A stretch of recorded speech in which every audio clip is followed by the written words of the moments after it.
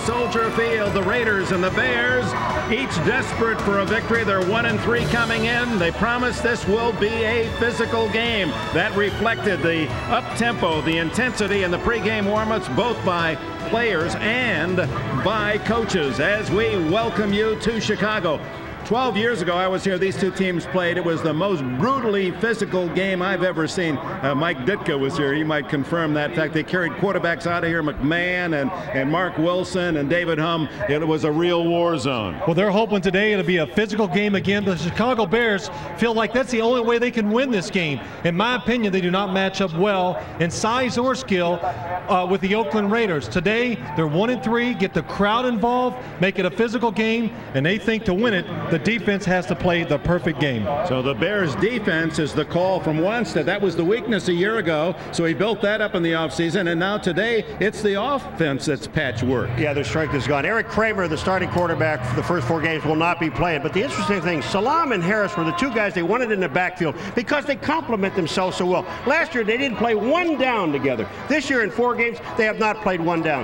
Now, Harris is gone, Salam is back, Kramer's gone. What do you do? All right, and Eric Kramer replaced by the 17-year veteran David Craig, acquired in the offseason. A big game. The loser is 1-4. Brian Cox and the Bears hope to turn things around. 2 for 2 after replacing Carlos Huerta. Well, before the game, he hugged his former boss, Al Davis, and he told us yesterday that he would like to see this game not have to come down to a final field goal, but if it does, he would like to show that the Raiders let him go just a bit too early. Dick? All right, Jim, and it is Jaeger who watches as Sauerbrunn kicks it off. Carl Kidd in the end zone for the Raiders, takes it out. The gamble pays. He's to the 25, the 30, and down the sidelines, where Sauerbrunn has to block him out of bounds at the 46-yard line.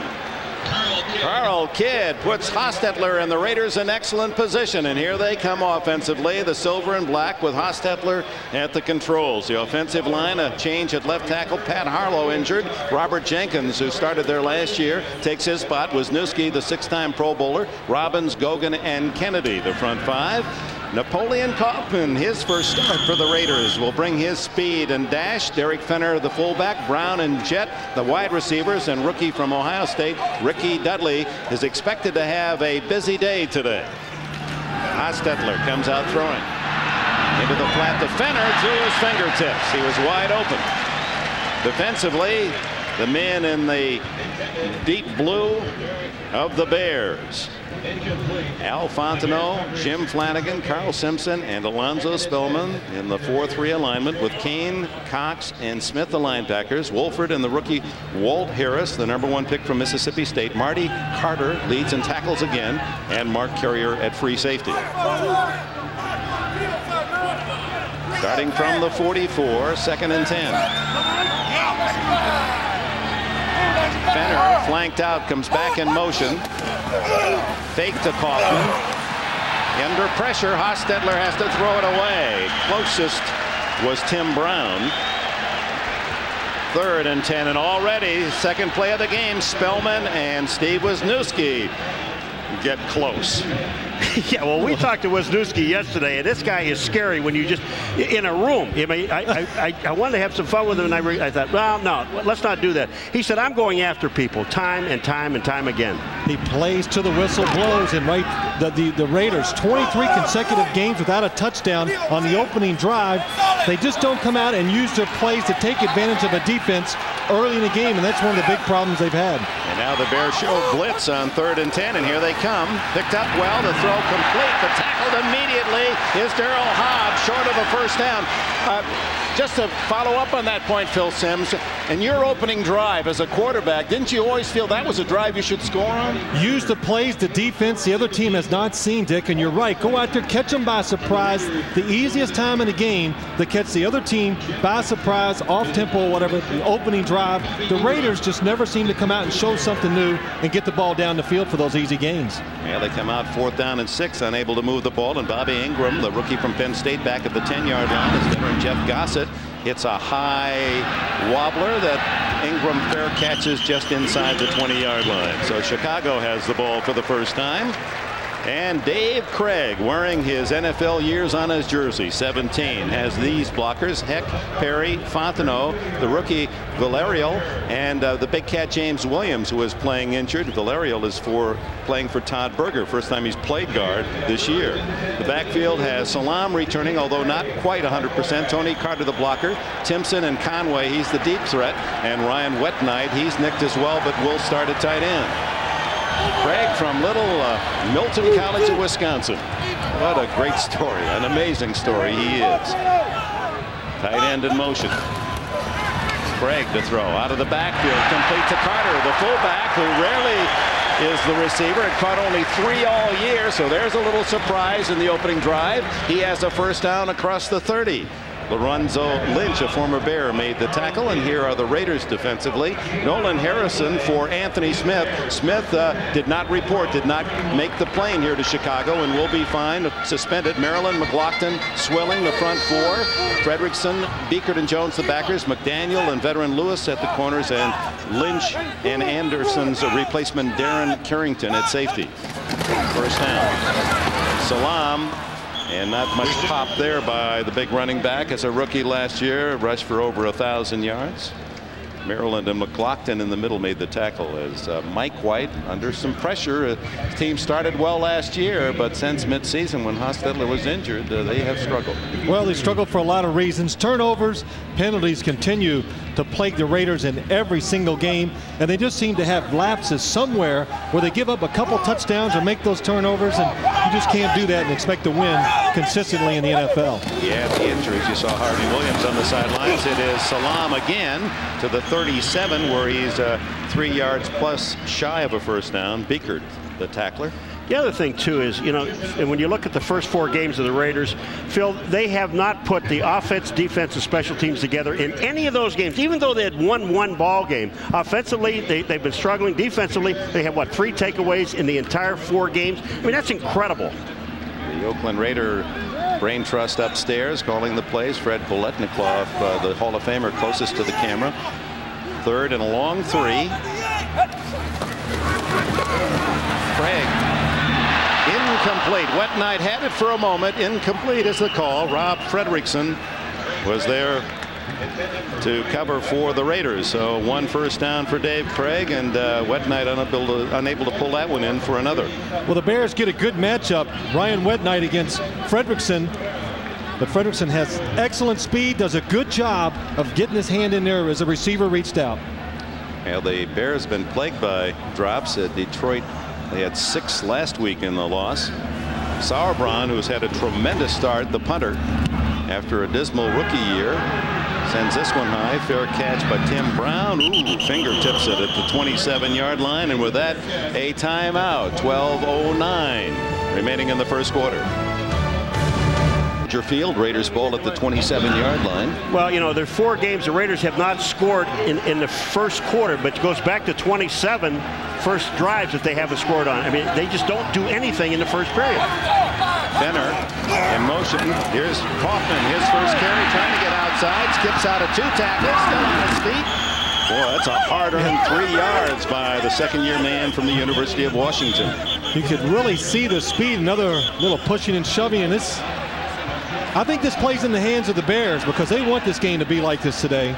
Well, this is twice now Alonzo Spellman. He said, if they want to be physical, I can be physical. Wisniewski said, we are going to be physical. Around the pile, I'm going to be hitting some people. Here comes Wisniewski downfield. Now watch this. He blocks Cox. Watch what he does. Now he's looking. He's looking. I got this. I'll take the piece of this guy. How about this guy over here? Let me take another shot over here. Just has to get that last word in. I love it. He's a quarterback's best friend. I will say that, but Jeff Hostetler loves him because he plays so hard. 2nd down and 7. To the sidelines, and Tim Brown has his first catch and a first down at the 38-yard line. Donnell Wolford, the defender. One other thing, though, Phil, about Wisniewski, though, what he told us yesterday, he said, I want what I do to rub off on everybody else. Our players are now thinking about doing what I'm doing. Yes. I'm going to go downfield. I want to hit people in the pile. I want everybody else to do it. You're right, Paul. He does hustle down the field after the plays go by him, and and it should be contagious. It should set an example for the rest of these linemen and the running backs, whoever, to hustle, make a play until the whistle blows. 305-pounder from Penn State has made the Pro Bowl the last 6 years. Tight end Dudley in motion, pitch to Kaufman, and they wrap him up for no gain as Alonzo Spellman using that 7 feet 6 inches of wingspan to drag him down. Well, the one thing they want to do with Kaufman is to get him to the outside.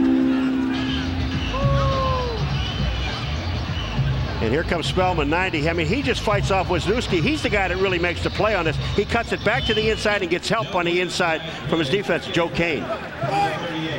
First look at the other early action. Cincinnati with a field goal lead.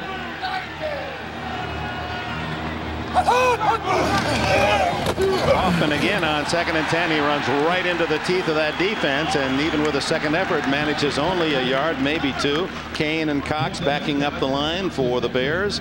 You don't want to run him in there.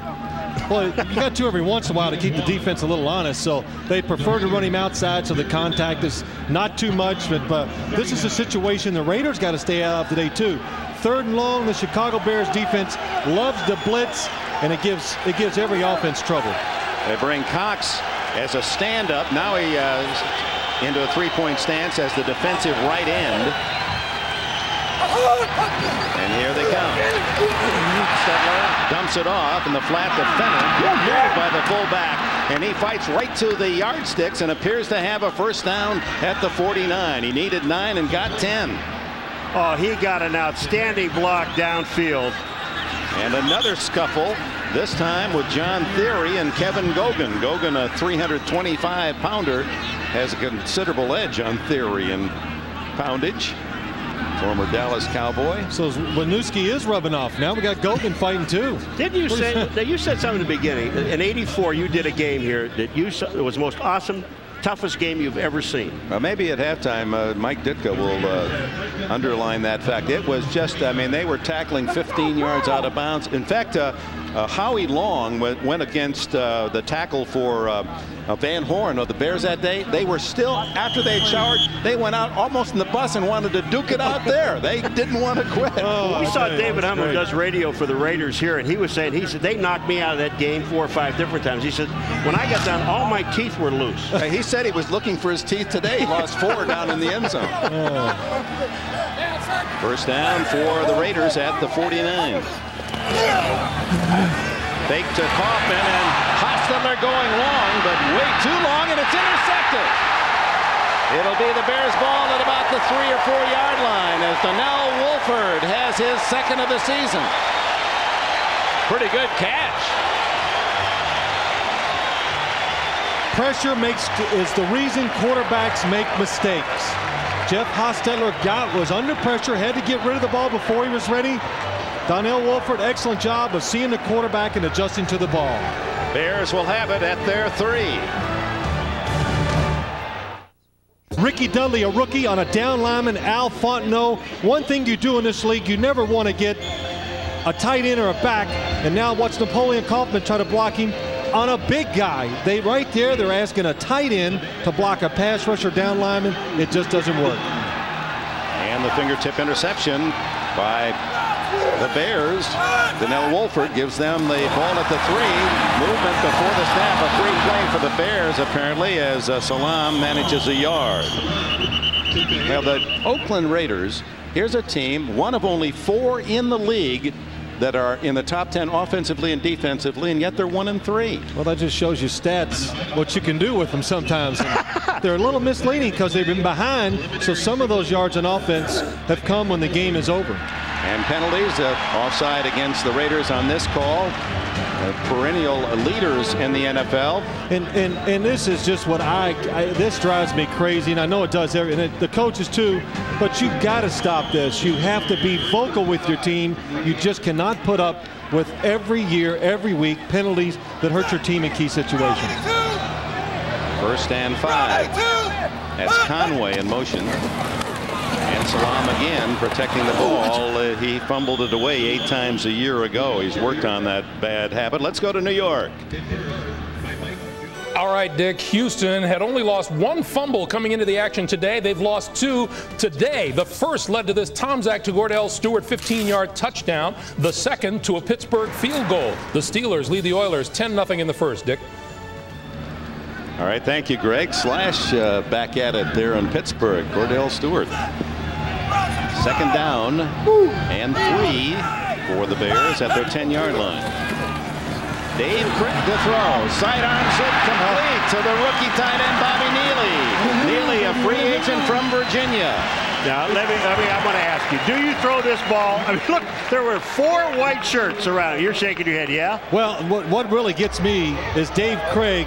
He just loves to throw the ball from different angles, and you can be all over him, and he can still throw it sidearm. He'll duck down and throw it underhanded sometimes. He got under pressure. He panicked a little, got away with an excellent throw, though. And a first down at the 22.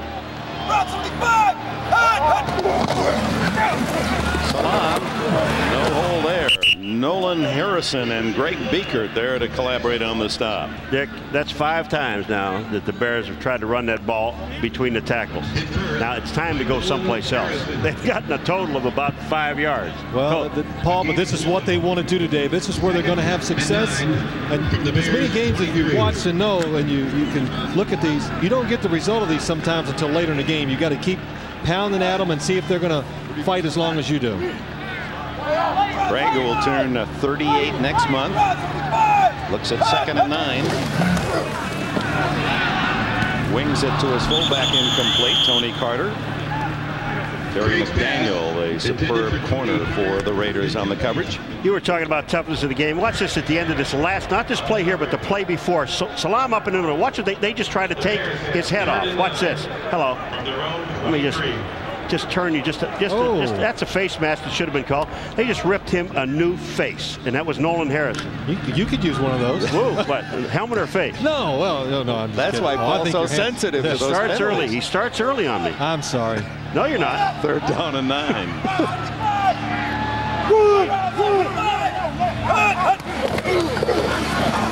Craig.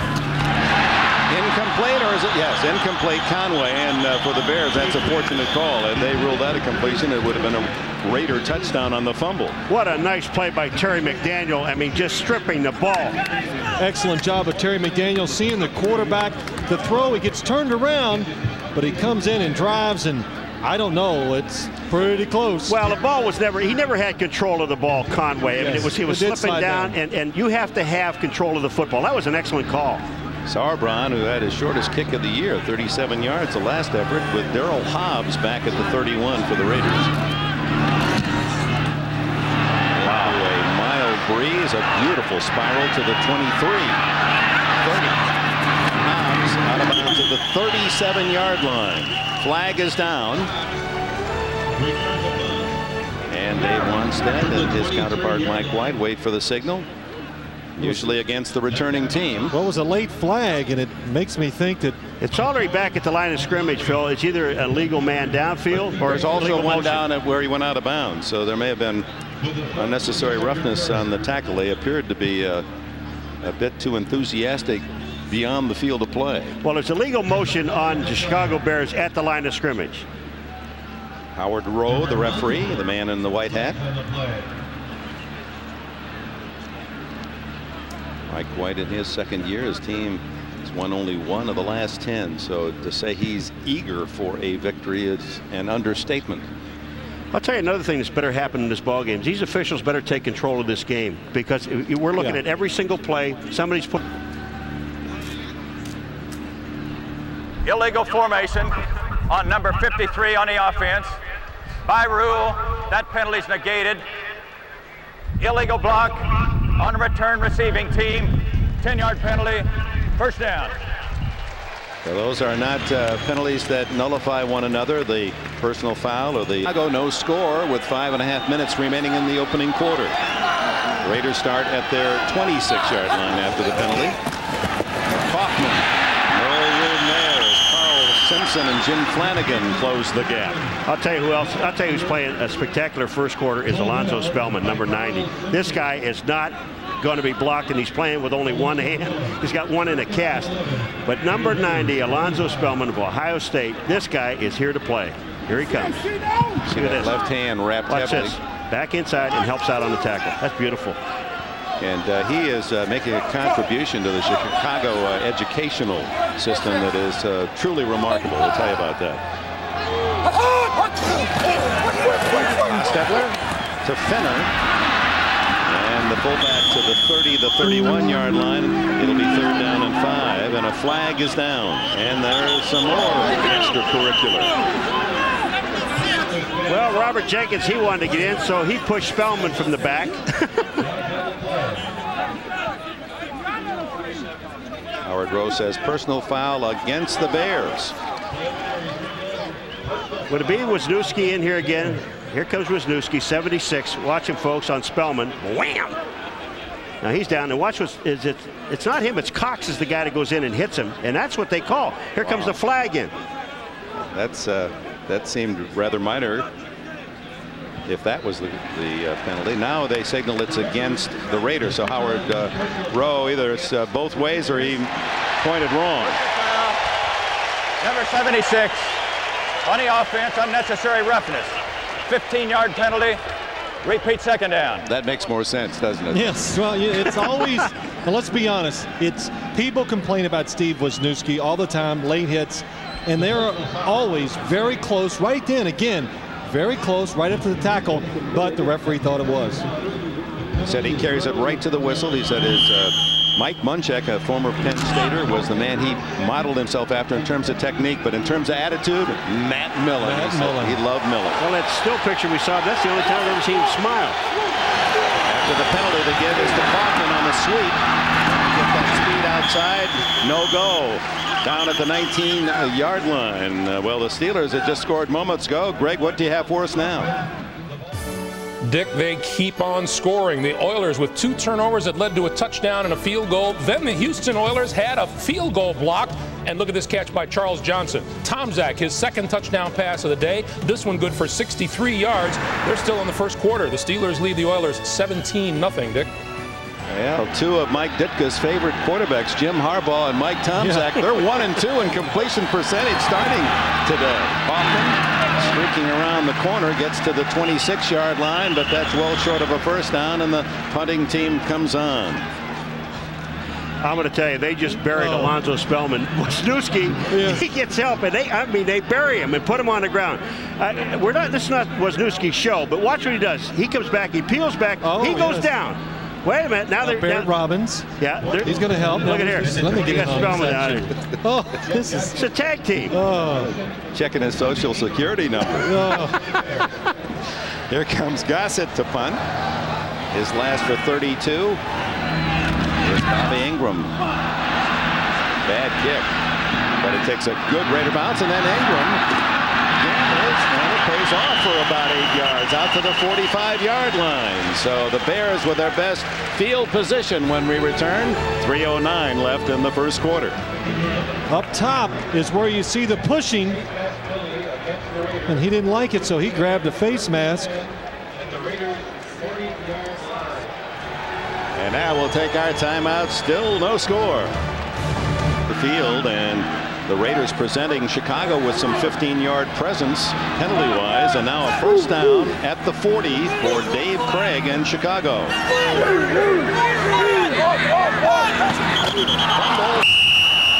Too much time. Sounded before the snap. It'll be 5 against Chicago.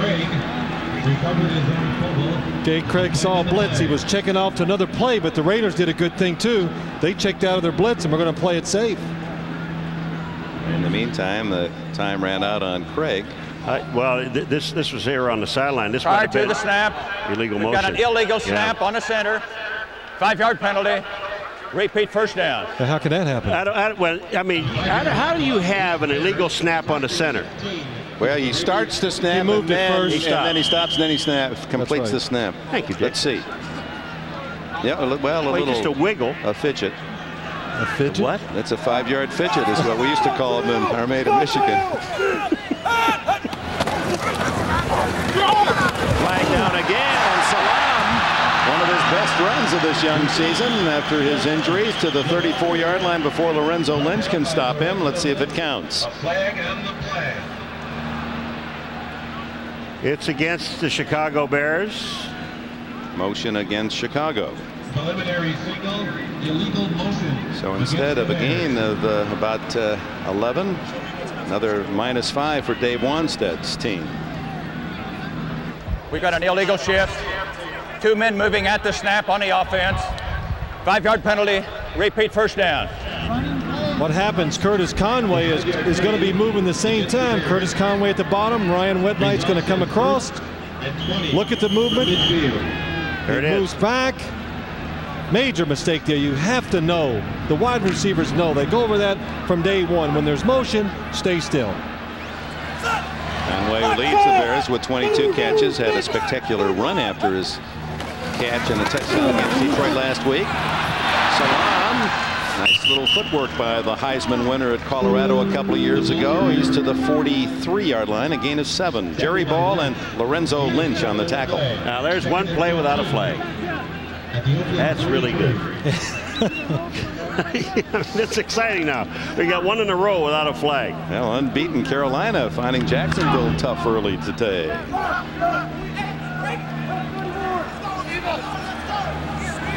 Second down and a long 13. Break deflected and still caught by Whitknight. Ryan Whitknight, the tight end. No, they're going to say incomplete. He had it for a moment. Andre Bruce knocked it away. This was almost a great play by Whitknight. Well, it's an excellent play by the Raiders defensive line. When you watch the quarterback and he takes a short drop, I don't know why more defensive linemen don't do it, or linebackers in that case. Get your hands up, because you're not going to get to the quarterback. At least create some tough throwing lanes for him. Phil, this hit the defensive end in the shoulder. This is a real low pass. Third down and 13.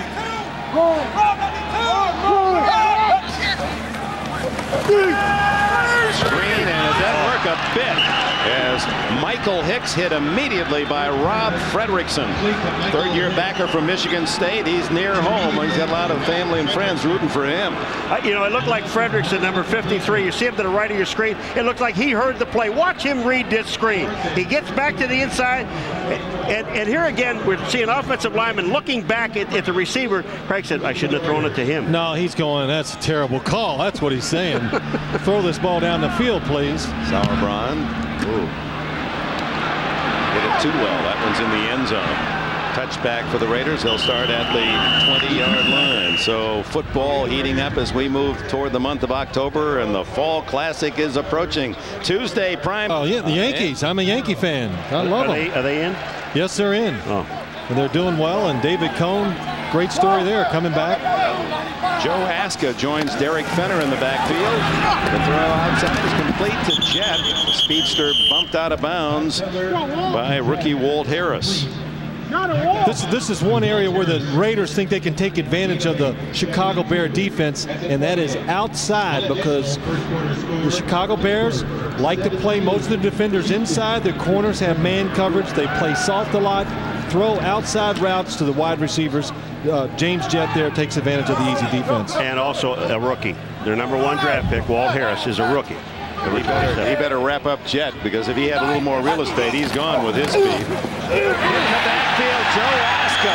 What a penetration by Jim Flanagan, a Chicago hero. He's the man that has replaced Refrigerator Perry as the big man on offense. Has 4 touchdowns, 1 on a catch at Detroit a week ago. Flanagan, number 99. One thing the Chicago Bears defense is doing, the defensive line, penetration, really fighting through the offensive line, and just about every single running play so far today by the Raiders, they're getting in the backfield. Flanagan showing how versatile he is. That's sacks and 4 touchdowns. He has more touchdown catches than some of the receivers here in Chicago. More than Paul McGuire got in his whole career. Third down and 5 after the loss. Hostetler steps away from Spelman and then throws too tall for Tim Brown. Oh, the Raiders will have to punt. They'll do it in the next quarter. That's the end of the first period here at Soldier Field in Chicago. No score. You're watching the NFL on NBC. absolutely perfect football day. And speaking of perfect, the Colts, the Chiefs, the Vikes, and Carolina, although Jacksonville making it tough on the Panthers at the moment. The only unbeaten teams, and the Colts, I mean, the fans in Indianapolis, I mean, if you have no allegiance to a team, how can you not root for Indianapolis? Everybody is. You're right, Dick. I mean, everywhere I go this past week, everybody's talking about the Colts, how they doing it, and America's finally opening their eyes that this is a special team with special chemistry. Well, Bobby Ingram taking a real chance, not fair catching, and returns it out to midfield. He was surrounded by Raiders and takes a 44-yard punt from Jeff Gossett, returns it 18. Well, Bobby Ingram, you know, when you're standing back there, you have a feel for who's coming down. He knows if he makes the first man miss, he's got some blockers. There's also another missed tackle, but Ingram bounces back to the outside. Just a good run. He picks up an extra about 17 yards. You know, you said to me when we were at a break, you know why the Raiders, I mean, they haven't scored a point in the first quarter now in 5 games, and you know why. We'll get to, we got to wait, listen, then we'll get to it, because I know you got a long story. Yeah, no, I don't. First down for the Bears at the 49, no score. Craig gives to Hicks, and the rookie from South Carolina State, Michael Hicks, shows you a good little burst of speed and a gain of nearly 5. Go ahead, Phil. Well, Michael Hicks right there just running up inside, and Paul, we're starting to see a little results of running inside by the Chicago Bears. Keep running at this defense. If there is a weakness and people think it's running inside, they seem to lose concentration. Jerry Ball, Chester McLaughlin, and Russell Maryland, good defenders, but somehow people keep getting the ball in there for good games. Is that the answer to your question, Paul? No. He'll get to it eventually. 2nd and 4. Hicks to the 43, where it'll be 3rd and 2. Let me reword it for you now. Let me reword it. Here we go. You ready? I'm ready. Same question I asked before. I'm going to reword it. Why don't the Raiders score in the first quarter? Okay, now I can understand it. There you go. That's better. Paul, really, real quickly, the play calling, just no imagination. I didn't see anything new. We talked about that. Show the defense. They don't know what to expect. Show them something new. Catch them by surprise. Get a big play. Make the scoring drive easy. Oh, no score. The Bears and Raiders, neither a serious threat. 3rd and 2.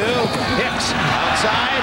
Oh, tackle to deny the first down by Terry McDaniel, knifing through from his cornerback position. If Terry McDaniel, if he doesn't make this tackle, Hicks may be gone. I mean, Terry McDaniel comes up and just goes right at his feet. C36 at the bottom, sees the run, watch him come back into the picture, down underneath. What a great play by a corner, an all-pro corner. But here he is, he's on the receiver. Now he sees the run back inside. That's outstanding. But I got to say this real quick. That hole was inside, 3rd and short. Don't take it outside unless it's completely taken away inside. Sauerbrunn lifts a wobbler to Tim Brown, who takes a chance and is hit immediately at the 16-yard line. Whoa, some gambling by the kick returners. A 28-yard punt. No return. We'll return in a moment. They don't know who they're talking to. That's why they're not calling plays that you want. You don't like this offense, either one of them, do you? That's like your brains are scrambled. That's what that is. First down for the Raiders, who are just a yard better on offense than the penalty yardage. And they gain nothing on that carry by Joe Aska, the 2nd-year runner from Central Oklahoma. You know, the Raiders came into this game with 38 penalties, more than anyone else. But, of course, they played one more game than some other teams. But look at this. They have a total of 46 yards, 45 yards of penalties, 4 penalties. They come in with 38. That's 42 in 5 games. I mean, that's ridiculous. You can't win football games by making mental errors. Actually, they lost a yard there, so they're 45 yards penalty and 45 yards offense.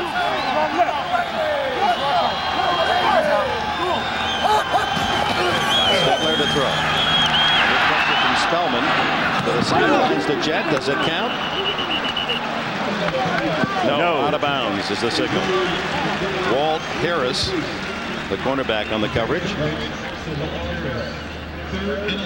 James just trying to make the catch before he goes out of bounds. Gets one foot, the left foot drag, but not the right. The body hits, the feet are not in bounds.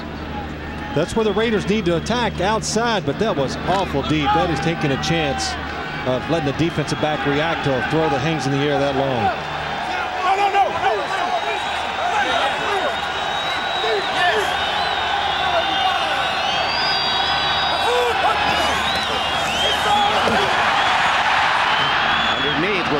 flag down. And it's Tim Brown who has what would be a first down if the penalty is not against the Raiders. Barry Minter and Kevin Minifield made the tackle. Howard Rowe to check on the call.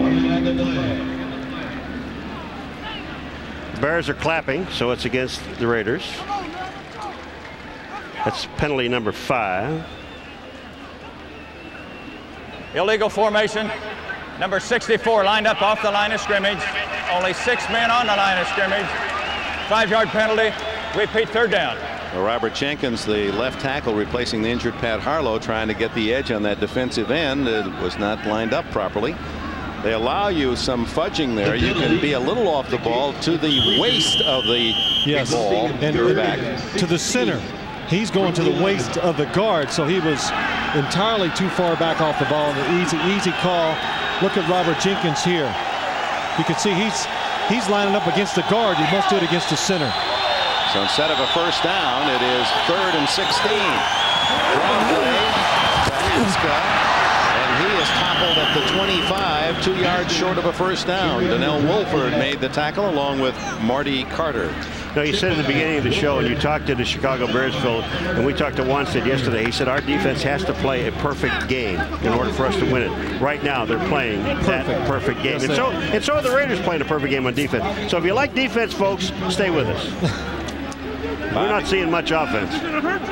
Jeff Gossett to punt, a 15-year veteran from Eastern Illinois. And Bobby Ingram, he's shown us already that he's fearless on these returns. He stands at the 30. Good driving kick. Ingram has some room at the 22. And is tripped up by Olanda Truitt, rookie from Mississippi State. We'll be right back. Back in Chicago with a reminder to follow the NFL on NBC at NBC.com/sports. Scoring updates, game summaries all day long. Weekly interactive poll question. You can ask questions of Phil Simms this week. That's NBC.com/sports. First down Chicago, no score, second quarter. As Tony Carter had worked earlier and does again to the fullback on a first down at the 42-yard line. Fredrickson and McDaniel made the tackle. Let's go to New York. Greg?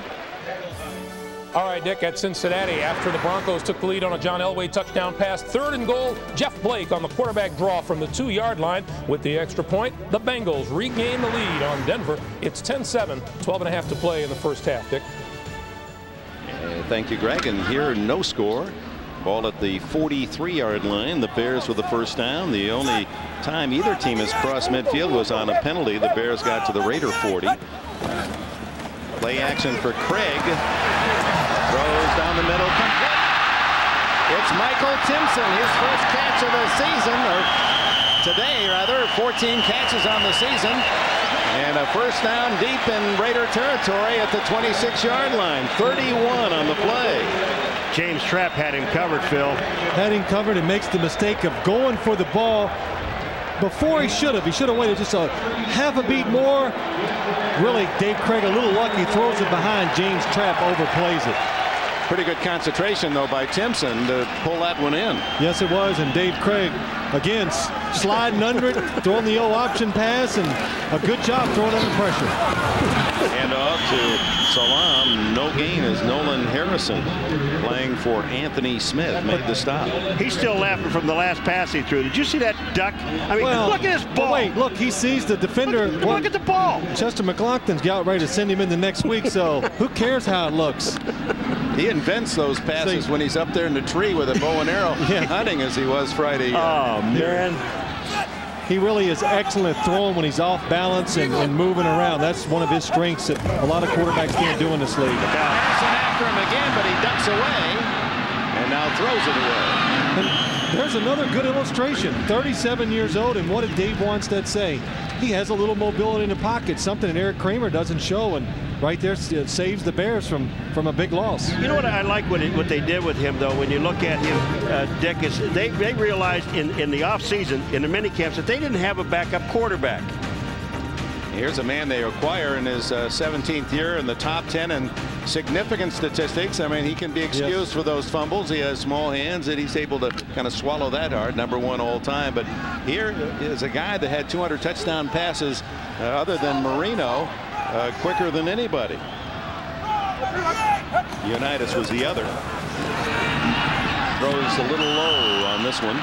And that'll bring up 4th down and a chance for the new place kicker in Chicago, Jeff Jager, to put a 3-point pinch on his former teammates. The last time Jager was here on this field, he was in the uniform of the Raiders and kicked 3 field goals, 1 in overtime, to beat the Bears. Well, he still has an excellent leg, very strong. He's always been accurate, and I find it kind of hard to believe these teams around the league cutting these experienced, good kickers strictly because for $100,000 or a couple $100,000. 44-yard attempt. The Bears lead it 3-0.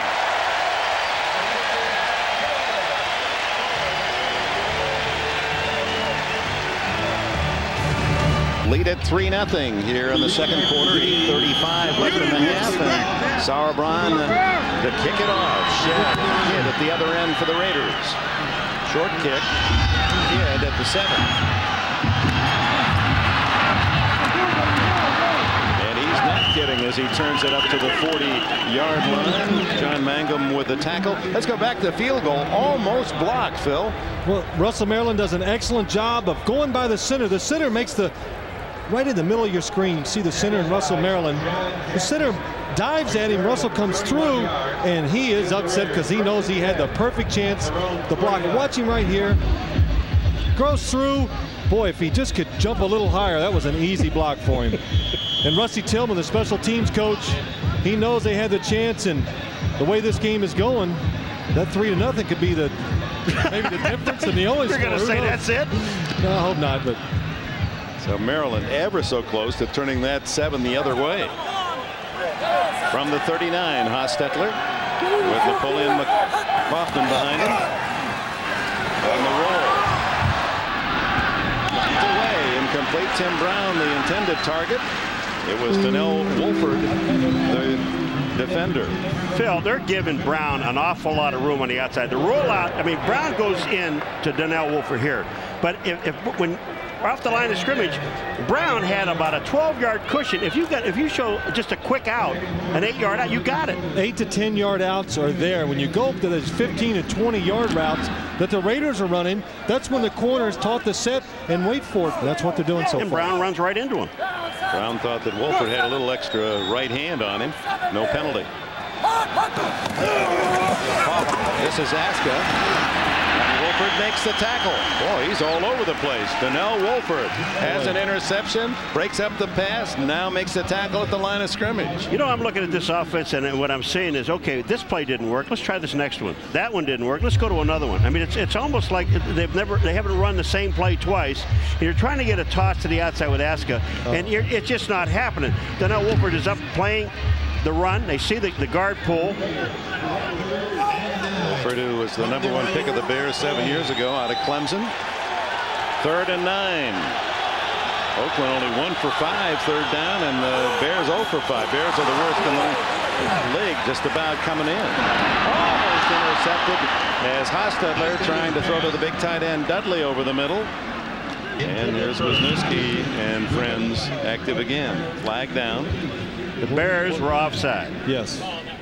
The one thing, if you're playing the Raiders, and I know because I've played a lot of years with Jeff Hostetler, he is excellent. Offsides, number 94 on our defense, 5-yard penalty, repeat 3rd down. So John Theory offside. That gives Hostetler another chance, 3rd and 4. Here's Theory at the bottom of the screen, but he is excellent at drawing the defenders offside in situations, and that's one of the reasons why the ball was almost intercepted. He knew they were offside, so he took a chance, threw it down the middle, trying to get a big play. Fenner and Aska in the backfield behind Hostetler.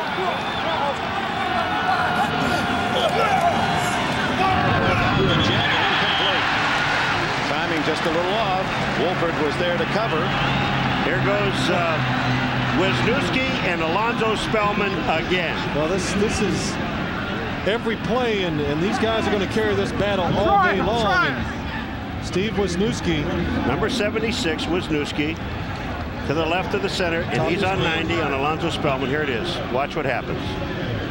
Now, there's Spellman, and he chops him at the knees. That's Wisniewski said, I'm going to keep going until the play is over with. He doesn't know that the ball is dropped, but you don't cut a guy at the knees. Absolutely crossing the line right there. You're right, Paul. Gossett to punt. Bobby Ingram waits. It's a short kick. Comes up to take it at the 22. And runs out at the 28-yard line. Paul Butcher, the special teams specialist for the Raiders. The play, timeout. Gressmanis there discussing things. We're curious as to how he'll react next time he's on the field against Wisniewski. This is Rashaan Salaam to the 30-yard line, a gain of 2. And a reminder, next week, NBC doubleheader starting at 12 o'clock noon with the NFL on NBC. And most of you will see the Miami Dolphins host Joey Galloway and the Seahawks. Others, the Patriots take on the Ravens, and the Raiders will battle the Jets. Then the second half of our doubleheader, most of you will see the Colts and Bills. Others, the Broncos, Chargers, and the Saints, Jaguars. Check your local listings. Short gain again for the Bears, trying to pound it out on the ground. And meanwhile, the quarterback comparison, Craig and Hostetler. Neither man very productive. The one big pass to Michael Timpson, which was a gamble pass by Craig, is the difference in yardage. You know, Spellman and Gressmanis, they weren't talking about what's going on in the field. Spellman was telling about Ohio State beating Notre Dame yesterday on NBC. You know? That's right. And didn't Alonzo tell us they were going to win by 14? They only won by 13. He lied. Gressmanis, a Notre Dame graduate. 3rd down and 5. Craig, incomplete. Tight end Neely was well covered by Rob Fredrickson. I tell you, Fredrickson is doing a great job on a tight end. When you could put a linebacker on your tight end and free up your safeties, now you've got some extra people on defense. Tried it twice so far in this game, and Fredrickson has been all over the tight end. That time against Wet Knight, covered him well. And the one thing Fredrickson can do, he can really run down the field and cover receivers. So that's not a weakness to be picking on. Sauerbrunn second in the league coming into today's game. That's a bad kick, short end over end to Tim Brown. And Brown, the veteran, out of bounds at the 35. 34-yard punt, 2 on the return. Marlon Forbes with the tackle. Well, tonight, first down, Raiders at the 35, trailing 3-0. There's Jack Olsen, a little shorter on the pattern, and then the first down close to midfield. All right, there's one to the outside that you've been calling for this whole game. Now do it again to the other side. Well, James Jett, the defender, is off of him 8 to 10 yards. Walt Harris, the rookie, a good timing pattern. Jeff Hostetler throws that there with nice pace so the receiver can adjust and catch it. Wow, wow, wow, wow, wow, wow. Those balls, they're not kind of tight, are they? Paul, who cares? It was complete. That's right. There is some talk the Raiders are interested in Jeff George. We'll tell you what we've heard. Underneath, from the other side, Tim Brown, short of the first down. The word is from the Raiders side that they would be interested in George if he's on the waiver list. They will not make a trade for him, but should he appear on the waiver list and no one claims him beforehand, Al Davis and Mike White and company would welcome him to Oakland. Well, and that's the reason that could happen is if he is released by the Falcons, his salary would probably keep him from being picked up by another team on the waiver wire. Then he becomes a free agent. 2nd down and 6. Pass on the roll. There's Brown wide open. First down at the 29-yard line.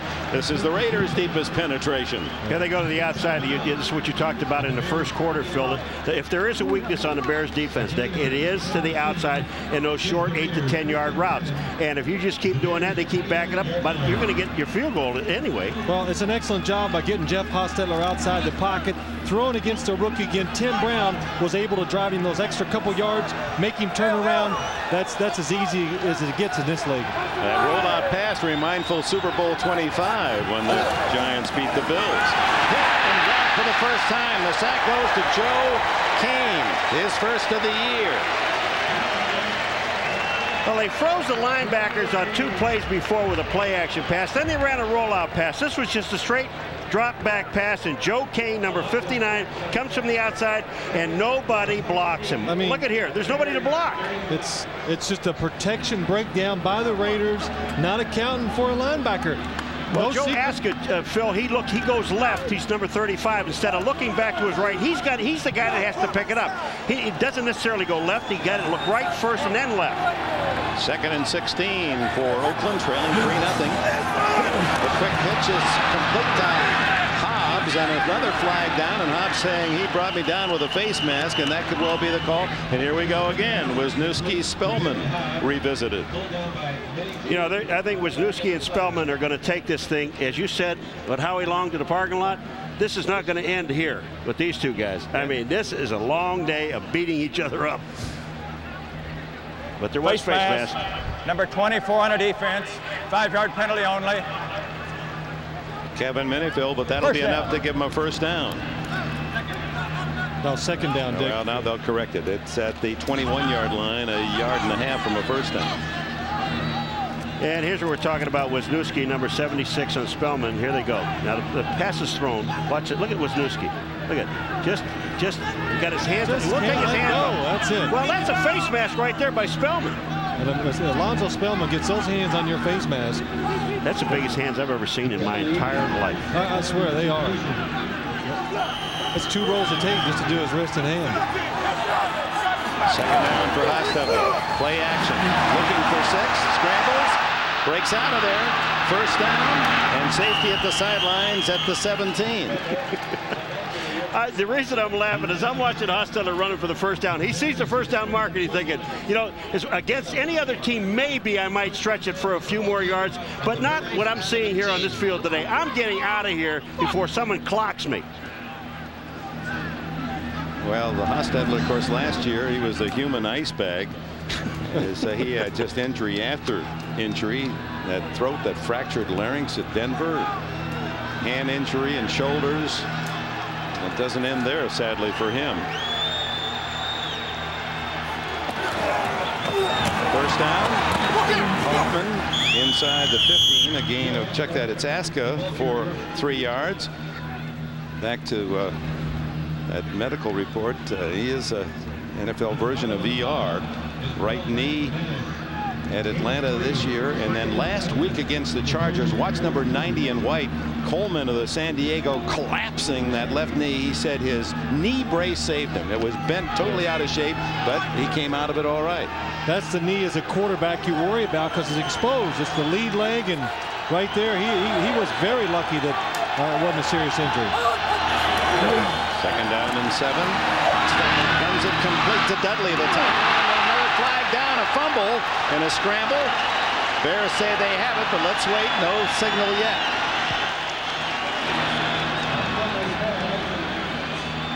The penalty may dictate what happens here. First of all, the Raiders say they have it, Dick.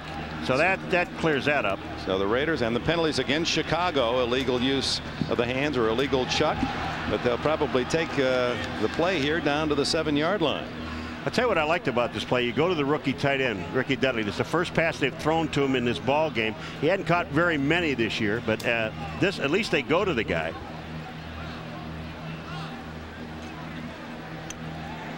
Illegal contact. Number 20 on a defense. 5-yard penalty. First down, Oakland. So they will take the penalty. Mark Carrier, illegal contact, and it's first and goal for the Raiders. Rain, you can see some spots on the uniforms, light rain falling. Mark Carrier on the inside is going to hit Tim Brown down the field. As you can see, you can hit him inside of 5 yards, but not deeper than that. So they actually would have gotten more yardage had they taken the play. The fumble recovery was at the 7, so they start at the 9. Curious ball as Aska breaking out of tackles, and Aska fights his way to the 1-yard line. Finally, Vincent Smith collars him. They had him at the line of scrimmage, but Aska, using his 240 pounds of power, breaks free. Well, this is what you call a continuation. Aska with this ball, watch his legs, they don't stop. Just his momentum keeps going, he keeps his legs moving. He's hit in the hole there, bounces back to the outside. Here misses a tackle here, and then Smith comes in and makes the play. And that brings in Jerry Ball. Big old Jerry Ball will be a blocking back. Second and goal when we return. 2 left in the half. And the Chicago Bears, I misled you, Dick. The Chicago Bears did recover. Brian Cox recovers the ball right here. And what happens on the play was that they just took the penalty. That's why they were back at the 9 and not at the 7. All right, that clarifies that. And then Aska with a solid run just outside the 1-yard line. The Raiders with a chance for the lead here before halftime. 2nd and goal. They have not scored a rushing touchdown this year. Jerry Ball, the blocking back. Dun, da, da, da. And it is a touchdown, Derek Fenner. He fumbles, but across the goal line. So Derek Fenner with his first rushing touchdown, the Raiders' first of this season. And for a drought of 10 games, a rushing touchdown. That's an unbelievable note. John Mangum said, what was that? Yes. Because Jerry Ball, watch 93 come in, Jerry Ball. Boom. Here goes Mangum out. Fenner get the touchdown. Mangum said, he blocked out daylight. Here comes Ball. He's just looking for somebody to hit. He misses one guy and hits Mangum on the other side. Oh, man. Goal forward, the point after is good, and the Raiders lead it 7-3 with 1:57 left in this first half. Rumbled 66 yards for a touchdown against Jacksonville earlier this year, and he is enjoying being a blocking back. He goes to the sideline and he has to tell him, oh, hey, do you see the blocks? You see this? It's amazing. You change roles in this game or in this league, it really makes you happy. You know what's going to be funny, though, is when they look at the film come Monday, they're going to see him miss the first block and get the second one. That's one of those deals you close your eyes. I missed that guy, so I'll pick on this other guy behind me. But, Paul, you know, it's talking about the Oakland Raiders, though, that drive showed a little bit of everything. Got Jeff Hostetler outside the pocket, made easy completion, ran inside, ran outside, 5 for 5 for 51 yards. That's how you get it done. 65 yards and 9 plays for the Raiders to take the lead 7-3. Plenty of time left for Chicago. As Ford sends it deep. Will they return? No. They'll take the touchback at the 20-yard line. That gives us a chance to bring in Jim Gray. All right, Dick, coming up at halftime, it's the Domino's Pizza NFL on NBC halftime report. We'll go back to our studios in New York with host Greg Gumbel, Mike Ditka, Chris Collinsworth, and Joe Gibbs. They'll get you caught up on all the scores and highlights, as well as my conversation with Troy Aikman. He talks about his relationship with Barry Switzer and whether or not the Cowboys' run at the top of the NFL is over. All that coming up in just a couple minutes. Dick? All right, Jim. 7-3 Raiders. And let's see how Chicago plays it with plenty of time to work with. Dave Craig, veteran from Schofield, Wisconsin, undrafted. They have all 3 timeouts remaining, as do the Raiders.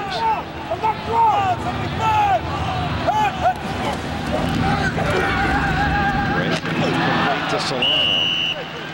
Covered by Terry McDaniel. Well, there's risk and reward here. You take the chance of trying in the final 2 minutes with passes to move downfield, but if you're not successful, then the Raiders will get it, and they have all their timeouts left. Well, they're going to. I would think the Raiders would go ahead and take it for the simple reason, Phil, that they were so successful in the last drive. I mean, if they have a chance now, they want to continue with that momentum in this first half. Absolutely. They get a chance here. They want a chance at a 2-minute offense because you got good feelings. You got the play selection going the way you want. Draw play. Salam well read by Pat Swilling, the veteran defensive end, not fooled a bit. Gain of a yard. Timeout called by Chicago.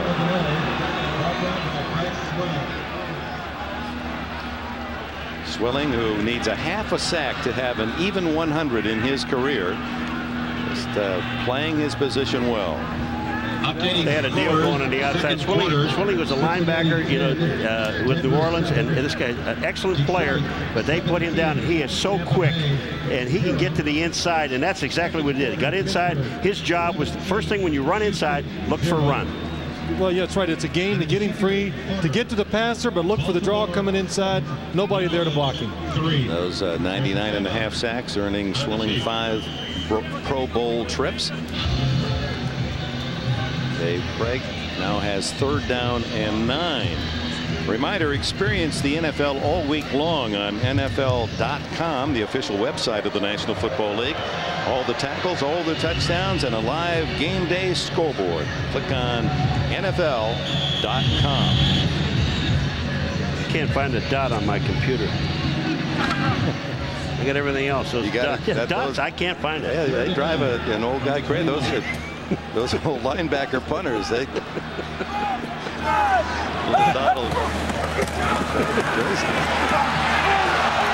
Craig has to throw it away, and there's not a blue shirt in sight, but no penalty flag now. So there it is for the Raiders. Only 18 seconds consumed, and they're going to get the ball. Albert Lewis, a defensive back from the outside, comes in. The Bears do an excellent job, and Mike Jones to the top, an excellent job of picking it up. But Dave Craig looks down the field, and there was nobody even close to being open. So good job of just throwing it away. So Sauerbrunn, if he needs a big punt, this is the spot with Darryl Hobbs deep for the Raiders. This one fairly short at the 36. Oh, look out. Got some room now. 40, 40, and finally to the 30-yard line. And the Raiders leading 7-3 get a big return from Darryl Hobbs. Jackson saved a touchdown. See, this is one of the things as a punter you just don't ever want to do in this kind of a situation, or any situation. A line drive kick, because you only right down the middle of the field, and you only have two guys really going when the ball is snapped. The two outside guys are the only two people who can go. When you give a guy like Hobbs that running room, he trips on his own feet. Sauerbrunn was there. He might have made the tackle. I said might have. But you just do not line drive a ball. You can kick it short, but kick it high. Well, Sauerbrunn has been averaging 49.7 a punt, and his net is 42, second best in the league prior to today. But this is the way he kicked the ball last year. What are these little guys on his left ear? Punters do not wear earrings. Raiders from the 29. Hostetler into the flat. Fenner. Manning can't tackle him. Fenner out of bounds to stop the clock at the 21.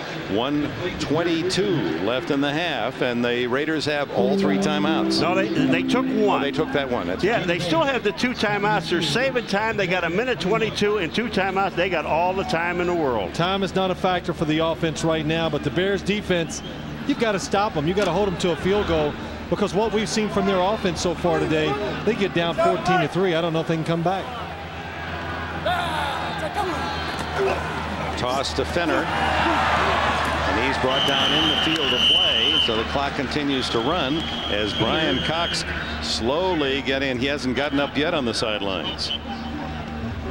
Brian Cox made a nice play down the line of scrimmage, and also Donnell Wolford is the guy that made the tackle. Well, the Raiders use their second timeout. 7-3 Oakland. The injured Bear. What's with young players these days? Take Play. Watch, his neck gets jammed as his head is in the rear end of Fenner, and you'll see it right here. It's just jammed, whether that's it or not. That was a great play, though. Ian Wolford to make the defensive play, and he's on his feet now.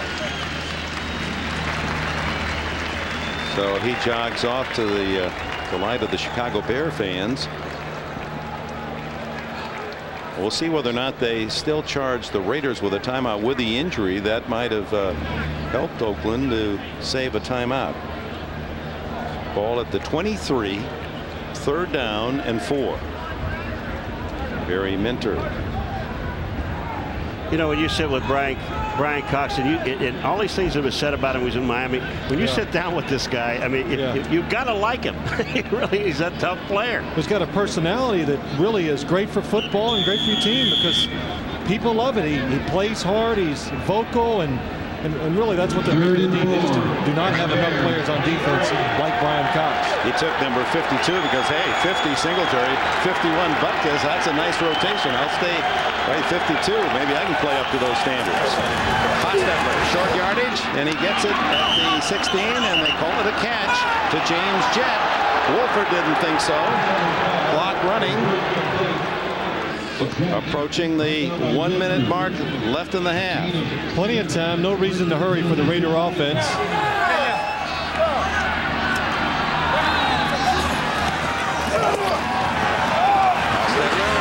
Dumps it to Fenner. He's tackled tackled at the 11-yard line. John Mangum making the tackle with Barry Minter.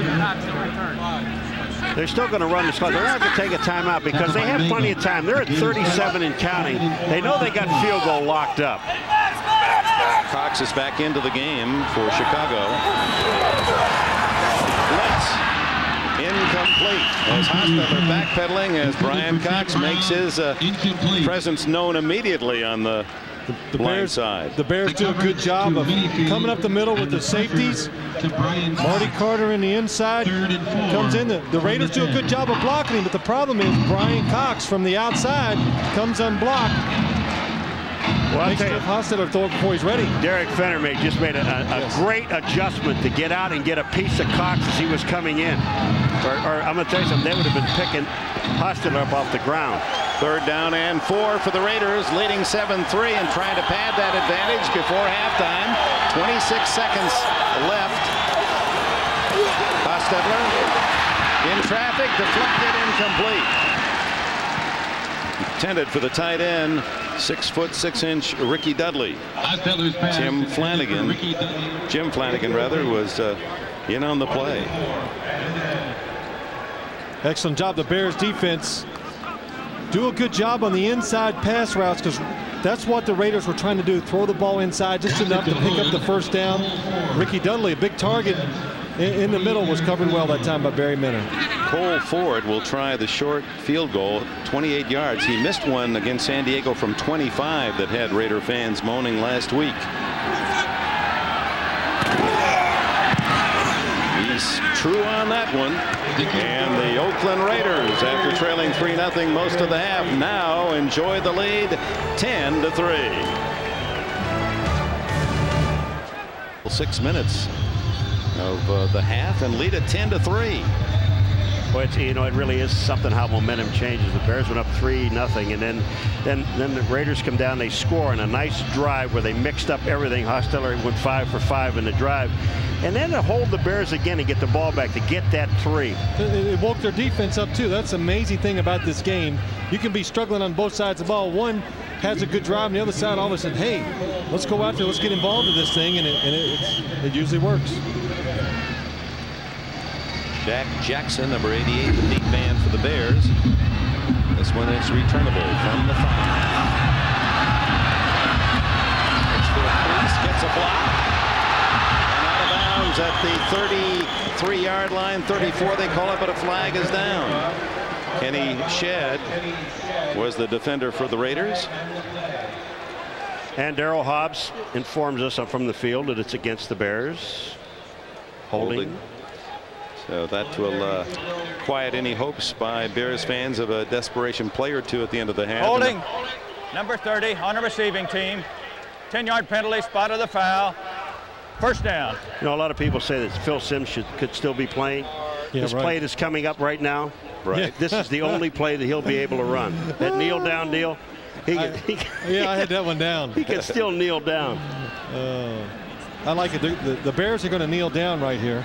Well, there's you saw the tackle from behind on Hobbs. And the fans will boo as the quarterback kneels down. Simms was so good at this. He actually could kneel right and left knee. I mean, that was what I liked about it. So that's the end of the 1st half here at Soldier Field. Mike White and Dave Wanstead each looking for an elusive win. They start today 1-3 at the halfway mark. It's the Raiders 10-3. We go to New York after these words from your local station. The Bears aren't, and neither are the Raiders. And Napoleon Coppin, we found out that he twisted an ankle. He probably won't be back in the 2nd half. But I think you're going to substitute him anyway to get some pass blockers in there. More penalty yards for both teams than rushing yards. That explains the dysrhythmic well, yes, it does. The penalties, especially when they're on offense, disrupted. It's hard to get a rhythm, and you get in situations you just can't control. 3rd long, you're not going to pick up 1st downs against either one of these defense, and that's been a problem. Well, you said the Bears to win are going to have to use emotion and physical physical nature. The Raiders do have them outmanned. What do you think now? Well, the Bears have been physical, but I think they got to take a few more chances on defense, be a little more aggressive, but especially on offense, they've got to take a chance, fake some play actions. They need big plays, Dick, because I don't think they can systematically drive the ball down the field against the Raider defense. Bears get it first. Cole Ford's kickoff is very short, only to the 13-yard line, where Mike Fulkerson, backup running back, takes it across the 25 to the 27-yard line. Down to Jim Gray. All right, Dick. Well, as Paul McGuire just said, Napoleon Kaufman is definitely out, severely sprained right ankle. Talked to Mike White. He said this is a big blow for our team, but we have to figure out a way to sustain things and put people away. Talked to Dave Wanstad. He says we need to take some chances in the second half. Didn't want to get into a field position game and get out of bad field position, but he says they will throw the ball much longer and take some gambles this second half. Dick? All right, thanks, Jim. Let's see if Dave Craig, as we compare him with his counterpart, Jeff Hostetler, and open it up here in this second half. Hostetler is most of his yards coming late in the second quarter. Chester McLaughlin, was he pulled offside? He certainly was in the backfield prematurely. Well, the Bears have to do something to get Dave Craig in rhythm, or run a few plays that are set up that they can. Prior to the snap. Encroachment, number 91 on a defense. Contact prior to the snap. 5-yard penalty. Repeat, first down. Chester McLaughlin jumping off sides, but get the quarterback in rhythm, give him a chance, get some confidence, and then you can go down the field and make some plays. Well, the first play from scrimmage in this game, when the Bears had the ball, they threw the ball to Tony Carter on a little swing pass, and it worked. Then they threw one more time. Just get a short pass, get him started. On 1st and 5, Craig play action. Has a man open, incomplete to Timpson out at the 47-yard line. A little shorter pass. Excellent call. Play action, gets the linebackers up. The defenders are back. He had some daylight there. Oh, yes. In this league, you get players this wide open about 2 or 3 times a game if you're lucky. And a quarterback, you must hit him. Nobody in his face, nobody in the way. Big opportunity blown by the Bears. And the Raider defender had fallen, so had he caught the ball, he'd have kept right on running. 2nd and 5.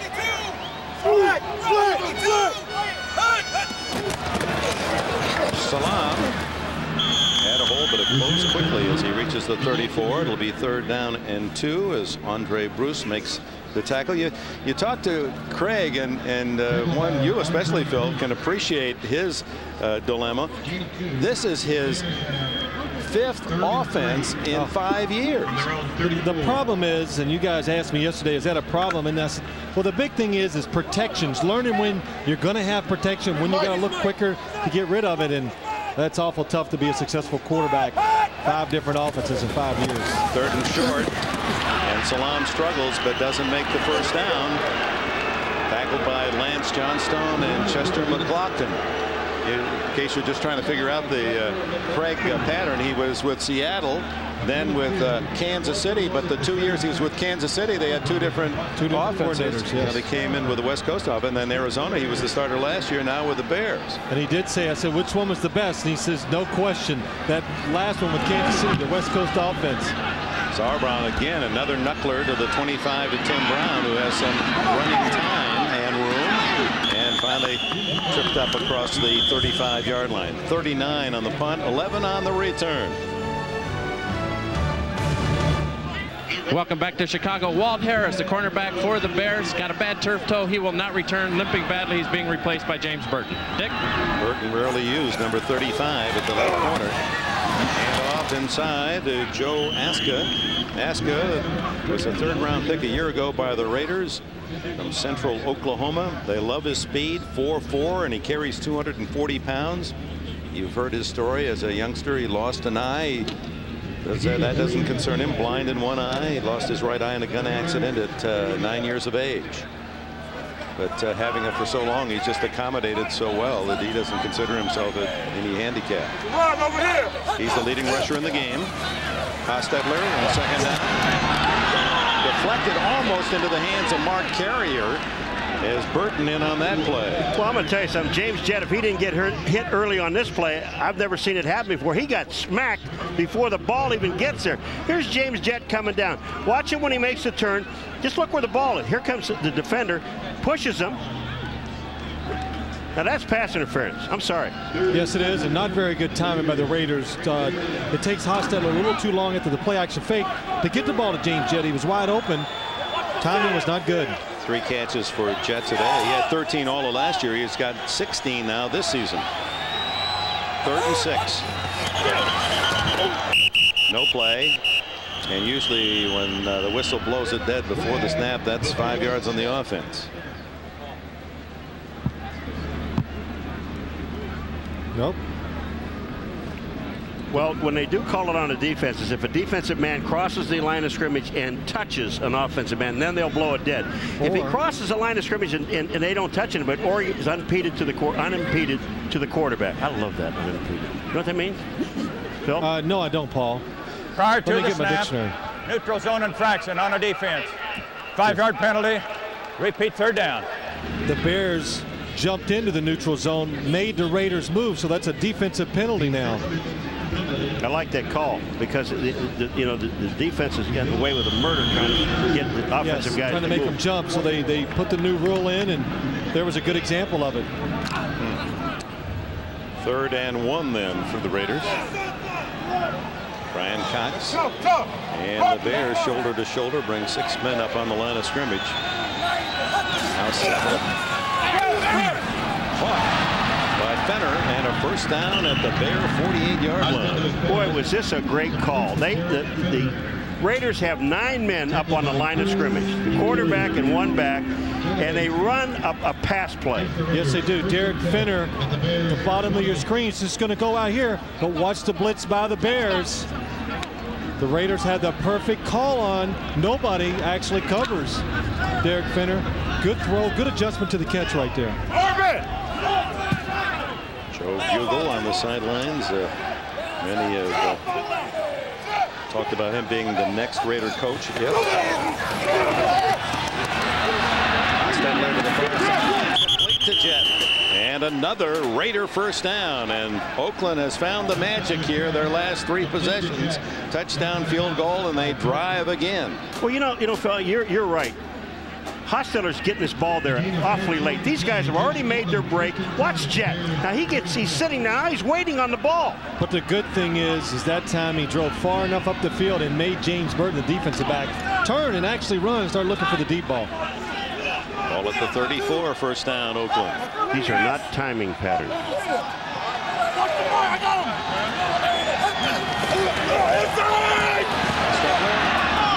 the end zone, to Brown. Almost intercepted. The Bears had a shot at it as Marty Carter and Donnell Wolford covering Tim Brown. Well, Tim Brown went on the defense. We saw this last week a couple times in the ball game with Dale Carter when he was on offense. But watch Tim Brown. He knows that Marty Carter, number 23, has a shot at the ball. Watch him get in there and just get his arm in just to try to knock the ball away. He had no chance of catching it. Alonzo Spellman, meanwhile, as you see the near interception and a good play by Brown. It was Spellman putting the heat on Hostetler. Picked on the wrong guy there. They've been throwing against James Burton. Now they try to throw the long ball on Donnell Wolford. 2nd down, 10. Little misdirection, and Aska has some running room. Plows his way to the 19 and a 1st down. A 15-yard carry for Joe Aska. Marty Carter finally wrestled him down. Excellent call by the Raiders. The one thing the Bears have are fast linebackers. Get them moving left. Counter back, come to the right. Wisniewski leading the way. Joe Aska with his speed is able to counter. Go left, come back right. First people to hit him are the defensive backs. Here's Tim Brown. He comes down the field. Now this is his block. The old duck and get out of the way. And then jump. I'll tell you, that was some pretty good moves, though. Yes, light on your feet. 15 yards for Aska. 1st down. He gets it again. Whoa, what a hit there. How did he hang on to the ball? Wow. Aska running into a train of a tackle. Somebody's down. Somebody ought to be down. Let's see the last man up. That is Al Fontenot, 96. Appeared to be a linebacker that made the hit. Yes, I couldn't tell which linebacker made the hit, but you could hear it. Let's listen this time.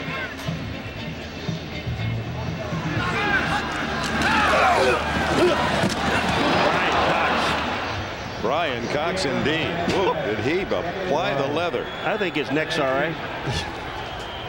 And a timeout by Hostetler, and the Raiders 2nd and 10 as Brian Cox. That's why they wanted him from Miami and why he fits that Bear image. And hard hitting, and boy, did we see a classic example from Brian Cox on that last play. Well, here it is, Brian Cox. You said there was almost a fumble. Well, Aska looked like he was knocked out because the ball came straight down into his lap and he held on to the football, but it was knocked loose.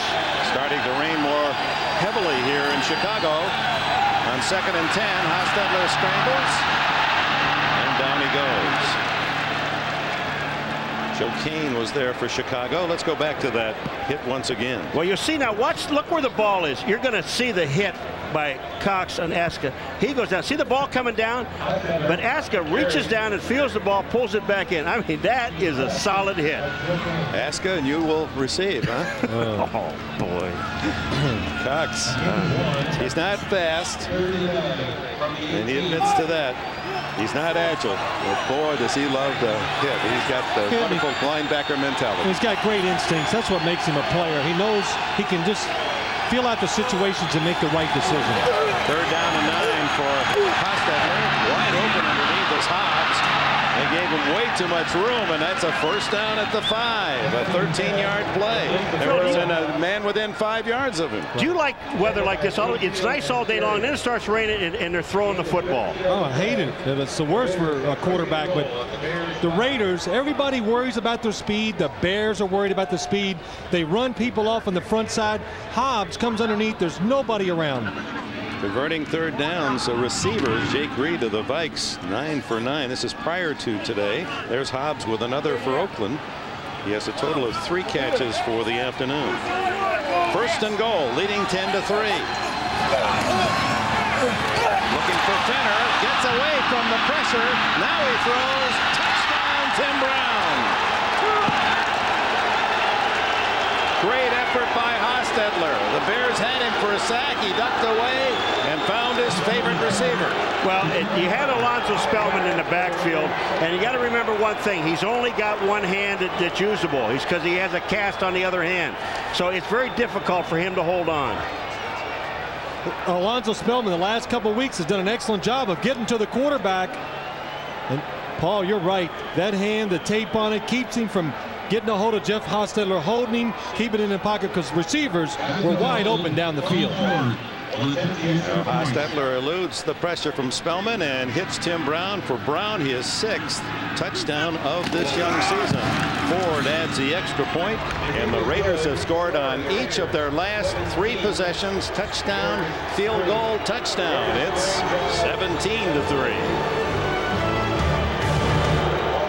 Each of the last 3 years, and he's just embraced his 6th touchdown of this season, completing a 64-yard drive. 9 of the last 11 passes complete. Jack Jackson outside and sprints to the 39-yard line. Cole Ford, the kicker, able to edge him out of bounds. Let's go back to the score. Well, first, we see Alonzo Spellman is going to miss the sack on Jeff Hostetler. But look at Tim Brown at the bottom of your screen. This is why he's such a good inside receiver, and he has so many touchdown catches. He knows how to adjust when he's in traffic. Quarterback gets in trouble, he moves to the open spot. Hostetler, wow, he can't believe he's didn't go down with that hit. Quarterbacks love it when they ad-lib, make plays out of situations like that. And Alonzo Spellman, he's just upset because he's going, this dang hand. Yeah, he can't grab anything when he's got a cast on there, a full cast. He said, I could play without it, but all I do is hurt it again and set me way back. Well, the Bears on the kickoff return start at the 39-yard line. Wet football now with the sprinkles of rain. Craig to Carter, and the fullback gets about 5. Mike Jones with the tackle. How frustrating do you think it is for a coach, Dave Wanstead, who had last year had a very, very good offense, And then here he is now with an offense that's just, I mean, they just can't put points on the board, can't put touchdowns up. Folks, they scored 12 points in the second half against Dallas. They have not scored another point since then. And the touchdown was by the defense. They don't have an offensive touchdown in the second half this year. Craig caught from behind by Russell Maryland. The sack to Maryland, his second of the season. Well, the problem now for the Chicago Bears, they're in known situations. The Raiders don't care if you run. So they're going to go ahead and start blitzing. Second along. Watch Lorenzo Lynch coming from the outside. Doesn't get to the quarterback, but squeezes the pocket down. Dave Craig, Russell Maryland comes free, feels the pressure. Nobody open, can't even throw it away. What an outstanding play by Russell Maryland. He goes by the quarterback and then comes back and makes the play. Maryland's numbers, of course, those in black were with the Dallas Cowboys. Free agent pickup by Oakland. Third down. And a completed pass to the tight end, Wetnight. And Ryan Wetnight, playing injured, has a first down at the Oakland 38-yard line. A rare chance for the Bear fans to cheer. But it's amazing when you have time to throw the ball. Well, time and a good job by the Bears. Look to the right. You see all those receivers? They go in different directions. And look at the Raiders. Nobody's in the middle of the field. Excellent call and formation by the Chicago Bears. Ryan Wetnight, who played his football at Stanford, recruited by Bill Walsh. Salam, the former Colorado runner, is to the 34-yard line. Let's go to our NFL studios in New York. All right, Dick, suddenly things are going very right for the Houston Oilers. They scored on their opening drive, and then watch this. The ball bounces off of Andre Hastings right to Darrell Lewis. He returns 36 yards for a touchdown, and suddenly the Houston Oilers very much in this game. A 20-0 Steeler lead is now 20-14 in the third, Dick. All right, Greg, anyone who doesn't respect Houston this year is making a huge mistake. That's a terrific football team. Craig trying to get it downfield. Does to Michael Timpson, and a first and goal at the 5. 29 yards on the play. Boy, I tell you, they had a blitz on the Raiders, and the Chicago Bears pick it up. They do an excellent job of picking the blitz up. Look at all the Raiders coming. Here's Michael Timpson going across the field. Dave Craig, excellent job. Gets just enough time and anticipates. That's the key. Lays it out there nice and soft. Michael Timpson makes the adjustment. Boy, he was being sandwiched with a sack just as he delivered the ball. Inside the 20, the Bears not very successful on touchdowns. Flag down. Ball intended for Tony Carter, incomplete. Lorenzo Lynch there for Oakland. Curtis Conway is pointing towards Terry McDaniels. He's pointing back. You know, linebackers, Beekert is there, number 54. They tell you, linebackers love to tell you what the penalty is. Legal motion. Why is that? Why do they like to say? They want to listen in to everything that's going on. Illegal shift on the offense. 2 men moving simultaneously. 5 yards previous spot. Repeat first down. Second time in this ball game. I mean, these are mental errors. You know, this isn't a physical thing that happens. These are mental errors that happen in the ball game. Now the Bears trying to break that bad habit of not being able to score in the second half. Offense has not produced a touchdown in the 4 games of this season, and the only scores were against Dallas. Field goal, a safety, and a defensive touchdown. Craig, incomplete. He wanted to go outside of Timpson, but Timpson was well covered by McDaniel. That's right, and Dave Craig had the perfect situation to throw it to Michael Timpson, and an excellent job by Terry McDaniel. Watch this. Terry McDaniel, there's nobody else on that side of the field. Oh, he doesn't go for the fake. And now, Dave Craig, you're the quarterback. You read the receiver there making the break. What are you going to do? He's lucky to get away with it, just letting it slip out of his hand. Did it slip out of his hand, or did he throw it away? Well, a little of both. He couldn't stop the action. Second and goal from the 11. Trailing by 2 touchdowns. Craig floats it into the end zone. Touchdown to Salam!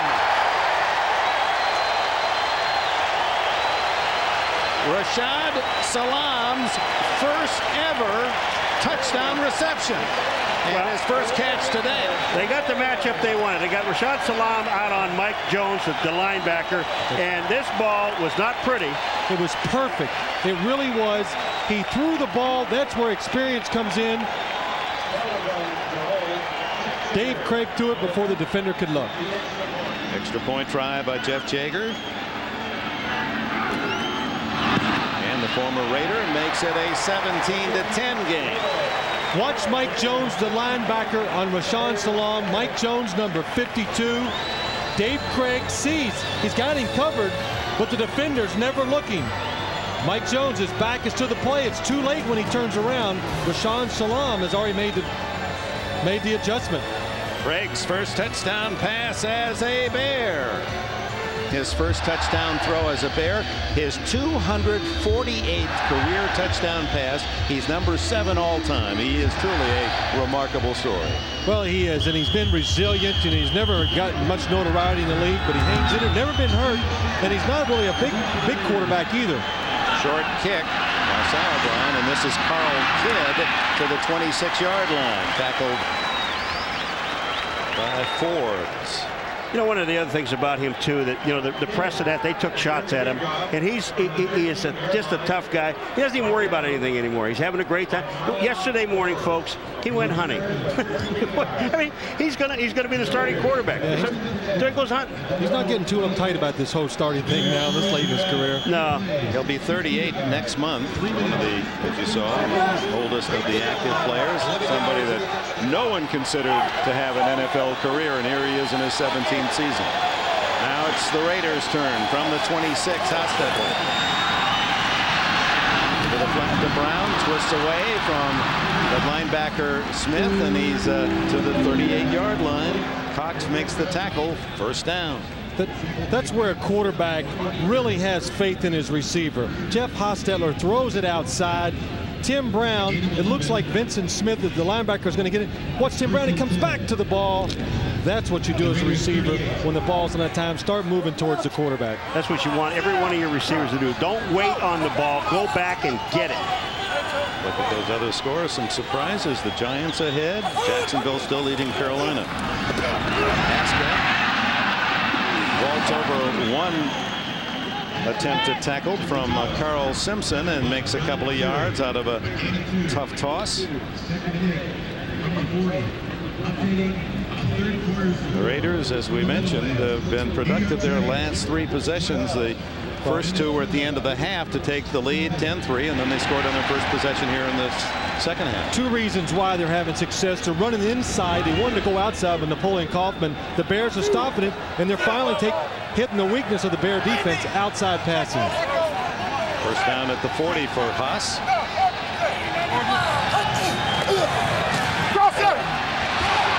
Underneath again to Brown.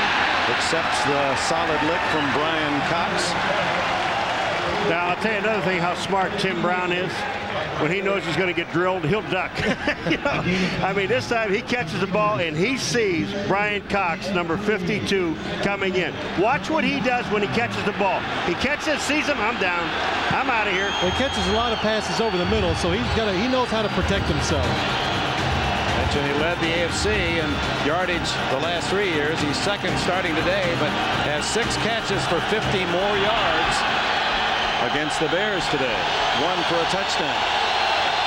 Third down and 3. Hostetler to the sideline. Intercepted by Burton. And the man who replaced Walt Harris at the corner gives the Bears the ball at the Raider 46. You know, you mentioned something to us earlier about how long this ball takes to get there. And I said these guys are making their turns and they're waiting on the ball. This ball, Hostetler looked all the way. It should never have been thrown.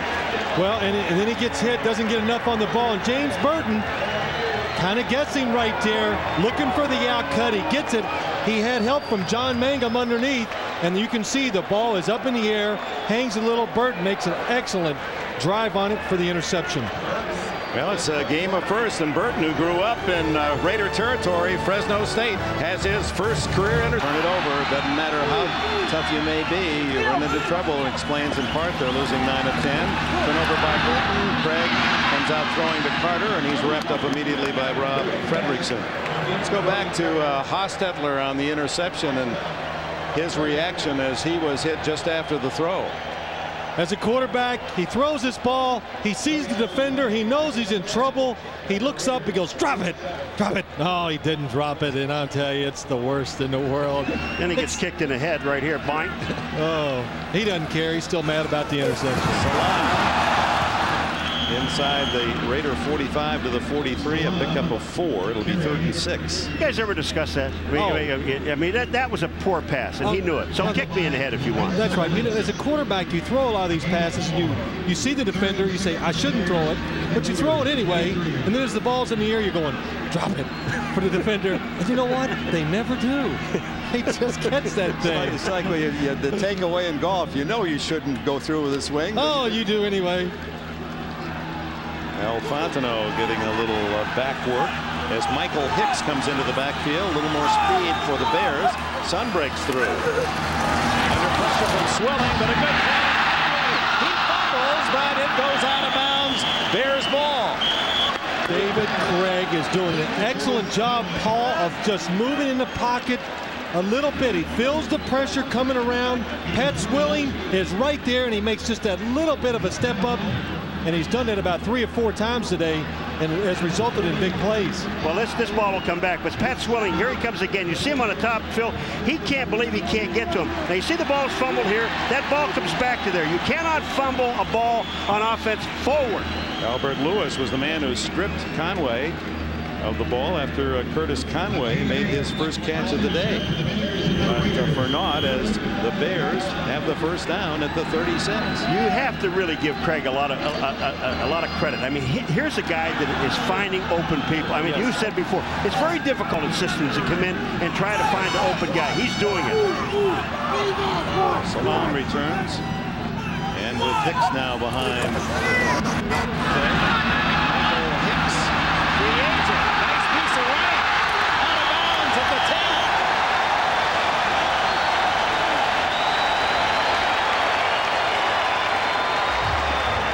Check that, it's Hicks who was picked in the 7th round, almost a free agent as he related to us. He was the second to the last player selected in the draft. Look at this. Excellent job by the Bears. They seal the outside. There's nobody there. Then Hicks plays off the blockers excellently, makes a long run out of it. Say stepped out at the Tony Carter. He's the one that really makes this into a big run right there, blocking Lorenzo Lynch. First down to the 13. Drilled for a loss as Chester McLaughlin got his 325 in the backfield. Let's go to New York.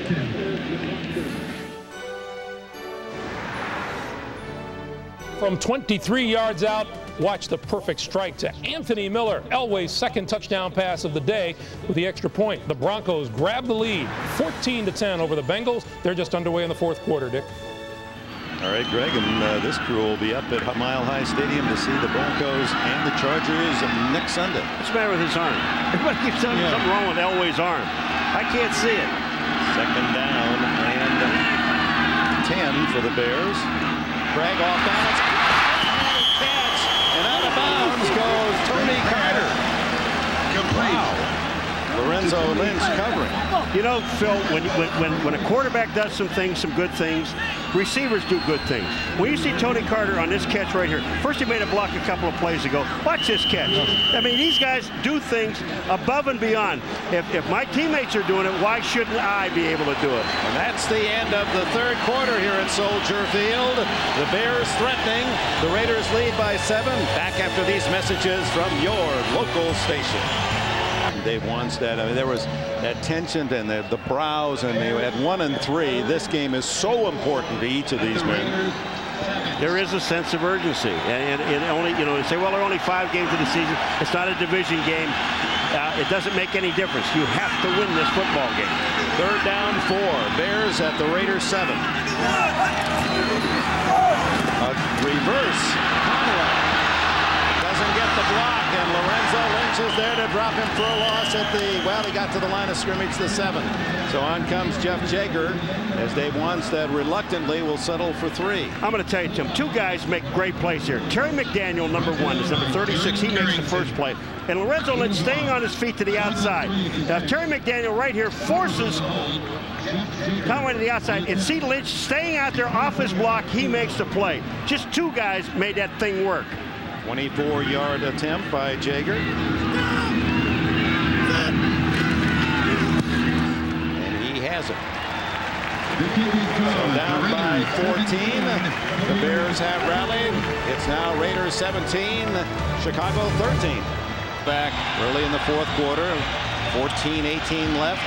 It's 17-13 Oakland as Sauerbrunn, after the field goal by Jaeger, kicks it off. Shed and Kidd are deep for Oakland. It's to Carl Kidd at the sidelines.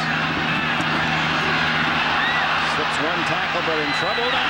And down he goes, and so do flags. John Mangum with a tackle.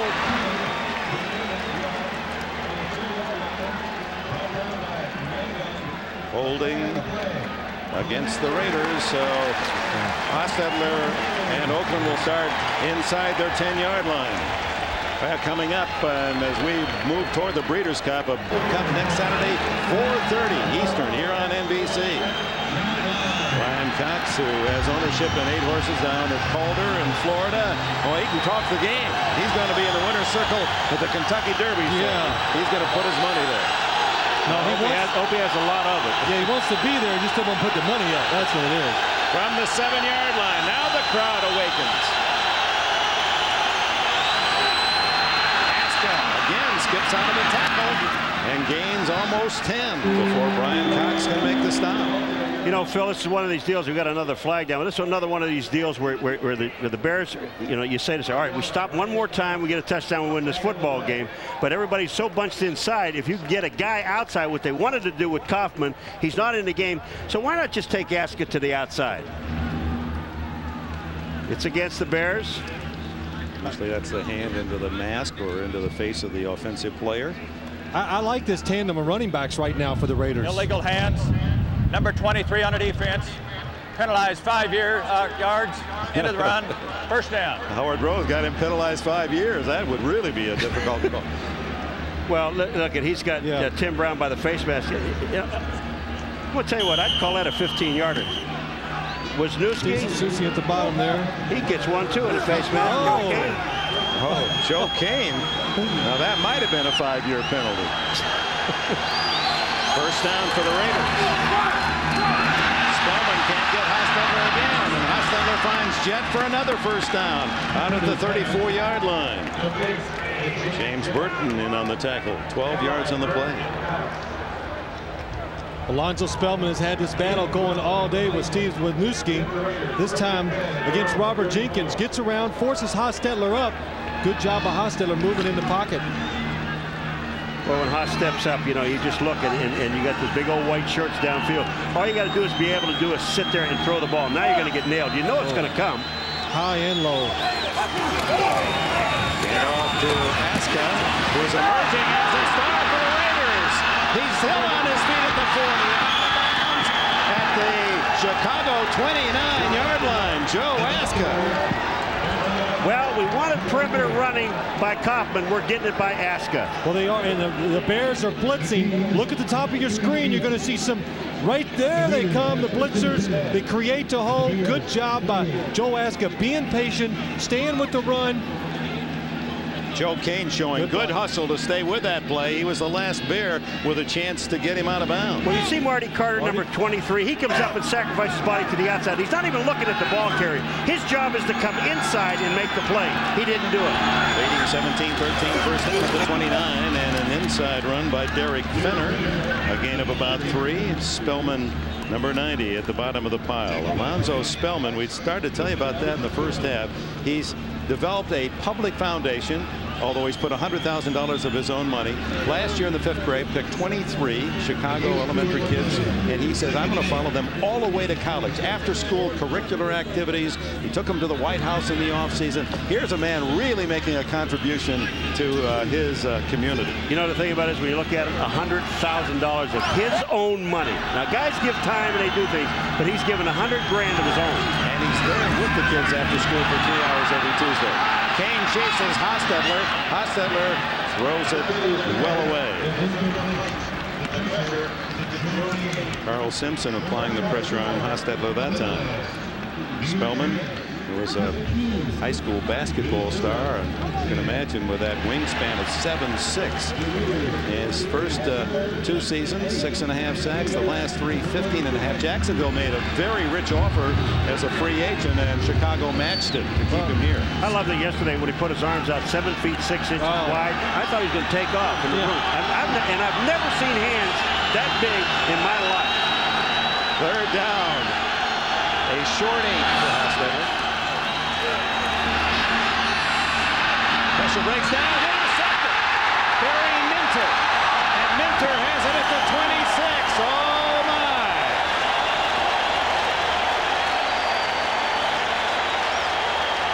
Tim Brown, and there's flags all over the place. They got hats, flags.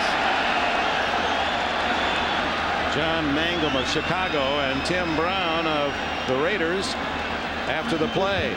So the ball deflected up in the air and right into the midst of Barry Minter. Then you got Flanagan, number 99. He is down about the 36-yard line. They're attending to him. It was Tim Brown that was the intended receiver on the play. But what causes this interception right here is the fact that the Chicago Bears get pressure on the quarterback, makes Jeff Hostetler give it a little extra juice. It's too hard for Tim Brown to handle, pops up in the air. It was Joe Kane, the very man who saved the touchdown run by Askaby, chasing him down from behind, who applied pressure on the quarterback and forced the throw. Right, used his speed to come around from the outside, came up the middle. Jeff Hostetler saw him, rushed his throw just a little. When you do that, the ball goes a little faster than you wanted to. That's the reason it deflected up in the air. This may be a monologue. Multiple fouls on Oakland. Personal foul, unnecessary roughness on number 34 and number 66. We penalize at the end of the run. 15-yard penalty. First down. Both Fenner and Gogan ticketed for 15. But what hurts more for Mike White on the sidelines across the way is the loss of possession in scoring territory. I'll tell you what. What's going to happen in this game right now, that pit, when we talk about the pit, those defensive linemen and offensive linemen, look out, because here they come. They're going to go after each other. You're right. Where the buses pull up and pick the teams up, there might be a battle out there tonight, Dick. Battle of buses. They might have to settle this out in the parking lot. I mean, I've heard that the drivers are already scuffling. Yeah. First down at the 41. Salam running tentatively. He said, I'm not 100% yet, but I feel a lot better than I did against Detroit last week. He said, not only was I still hurting, I had the flu and felt weak. He's critical to the Bears' season. We talked about it in the opening. Rashawn Salam was drafted here along with Raymond Harris. Dave Wanstead said, I thought this was going to be the pair along with our passing game to take us to the Super Bowl. We have never had them in the same backfield in a regular season game. Not for one play. Not one play. 2 years. 2 big backs that can block for one another. Good try to Conway gets away from James Trapp, and the Bears have a first down at the Raider 41. Oh, I mean, Conway was so wide open. Trapp wasn't even close to Conway. You could see the respect James Trapp is showing. It's a zone defense, so James Trapp will not be real close to. But Paul, what I find interesting, James Trapp is out there playing corner and not Larry Brown. Larry Brown, they brought over as a free agent, and today they're going with Terry McDaniel and James Trapp right now. Tony Martin of the Chargers really blistered Brown in the game last week. 3 touchdowns for Martin. Not necessarily all against Larry Brown, but This is Hicks. Can't turn the corner. Chester McLaughlin. Look at that man at 325 pounds move. Well, he was so upset a year ago, Chester McLaughlin, that he didn't even really want to play. He thought, you know, here I signed a big contract. But watch number 91. Watch this movement, folks. Watch how quick he gets down the line of scrimmage, takes on the blocker, and makes the tackle. Overpowers, then outruns. Well, he got married. He said, I'm at peace with myself. He said, I'm here to play. I signed, what, a 6-year deal when he first came into the league? His father was his agent. They'll tear that up and give him a new one, but they haven't. Wet Knight with a catch to the 34. It'll be a 3rd down and short 3. Beekert and Lynch, the tacklers. I'm really impressed with him, aren't you? McLaughlin. And I've heard some, whether there's any substance or not, trade rumors involving McLaughlin as if he might go somewhere else. Wouldn't you love to have a McLaughlin in your defensive line? They'll line him up. 29 people want him, and we talked about it yesterday. He is a difference maker in football games. He's a premier inside defensive lineman. There are only a couple of these guys in the league, and he is definitely one of them. Russell, Maryland. Leon Lett would be one of those. John Randall from Minnesota. They were the only 3 I could really think of that are difference makers, guys that you can build a defense around. You know, we took a break, and Phil Simms said when Number 97 on the defense, 5-yard penalty. First down. When the Chicago Bears were down there with 3rd down and about 4, he said what they ought to do is a long count and try to get him offside, and Craig comes up and does exactly that. Now the ball moves to the 29-yard line. Still another penalty against the Raiders. The Bears on the march, down by 4. That's 9 Oakland penalties for 82 yards. Craig, they pick up the blitz for a moment. Now Craig throwing long for Timpson. Oh, my! He doesn't hang on. I thought from our angle he had made a circus catch, but couldn't hold on when he hit the ground. This was a terrific pass. It's a terrific pass. Another outstanding job by Dave Craig of hanging in the pocket. Michael Timpson, he's got it. And when he hits the ground, it looks like he loses control. Well, you know, I really did think that was an oh my. Yes. It was an oh my for about a half a second, and then he drops the ball. Tough to swallow those, you know. Oh, I know. Oh, the ball just slips out just before he hits the ground. So it is 2nd and 10 at the 29. Trailing by 4, 17-13. Hitting the backfield, Salam, and he is dropped for a loss. The entire Raider team. There goes another flag. They may have gotten the face mask. Jerry Ball led the charge with a tackle, along with Andre Bruce. Well, Rob Fredrickson was the guy that was in the backfield that really stopped the play. Giants still leading unbeaten Minnesota in the 4th quarter with 5 minutes to go. Upset there. Jacksonville at the end of the 3rd ahead of Carolina. A face mask against the Raiders. I mean, this is 10 penalties now. And there is the face mask. 5-yard face mask. Number 99 penalized into the run. 5 yards. Repeat 2nd down. Andre Bruce. Well, if you're a Raider fan, it makes you sick to see all the penalties, and then you see some that the Bears have committed that weren't called, you know, those face masks. That's how it goes. Results in 2nd. Ooh, Lynch and Conway. At the 27. You know what Conway's saying? You got me, you hit me in the shoulder pad. You can't hurt me hitting me in the pad. 2nd down and 8. Salam to the 23-yard line. Mike Jones makes the tackle along with Lorenzo Lynch. Salam just does not have that explosion. He's a half a step slower than he needs to be, because a couple times a day there have been holes where he's had a chance to make a big play out of him, but his leg just will not let him. You really feel so sorry about Wanstead and the Bears because of their offense. They had a great offense last year, but Raymond Harris is out, and they also, Robert Green, who filled in, was doing very well as a backup runner. He is now out hurt, so they really don't have a starter in there. Big 3rd down. Craig has to hurry now and throws it away. He's heard him coming. It was Pat Swilling that chased him across the field and forced the throwaway. Phil, what a great job Craig did, though. He pulls the ball down. He gave himself time to find somebody to get open. The Raider defense was good. Watch this here. He'll pull the ball down. I mean, that is really hard to do. And then he feels the pressure from the back, throws the ball away. What a great heads-up play. Jeff Jaeger then will try a 41-yard field goal. Could be 40, depending on the spot. Call it 40. Sauerbrunn the hold. And Jaeger has his third of the day. The Raiders' lead is whittled to 1. 17-16 at the midpoint of the fourth quarter.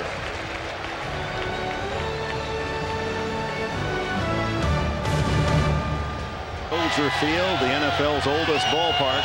17-16. The Oakland Raiders lead. They were ahead by 2 touchdowns. Sauerbrunn kicks it off. Shedd and Kidd. This time it's Kenny Shedd, the wide receiver. To the 20. Runs into the backs of his own men, and now a scrum there just shy of the 25-yard line.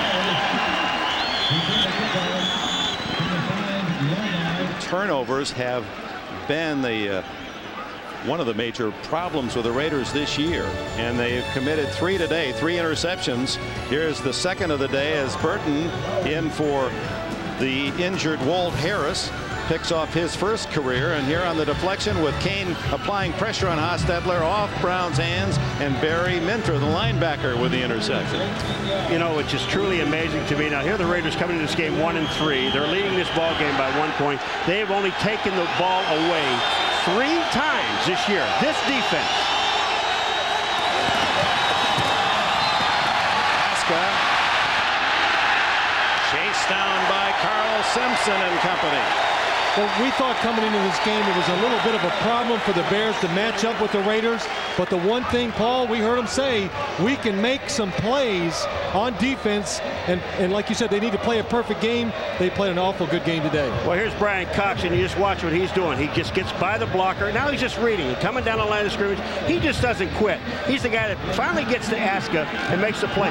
You know, when you have that kind of hustle, that's why Wanstead wanted this guy. Loss of 5. 2nd and 15 from the 20. Fenner checking on the count. His time to carry the ball, and he finds some room and rattles out across the 30, close to a first down. Slow getting up, however, is Vincent Smith with a low tackle. You know why he checked with the quarterback? He was getting it. I mean, you got to know when the count is. Fenner, time taken as they attend to him. They spot the ball at the 33, which is about a yard and a half shy of a first down. There's Harvey Williams, who has been the starter at running back. He's out for this game. His replacement, Napoleon Kaufman, turned an ankle in the first half. He won't play the rest of the day. What's a terrible job of the Chicago Bear defense. There's no containment. Al Fontenot's inside. The strong safety came running up inside. Look, there is nobody out there to stop the runner. Finally, Vincent Smith gets him to the ground at the 33.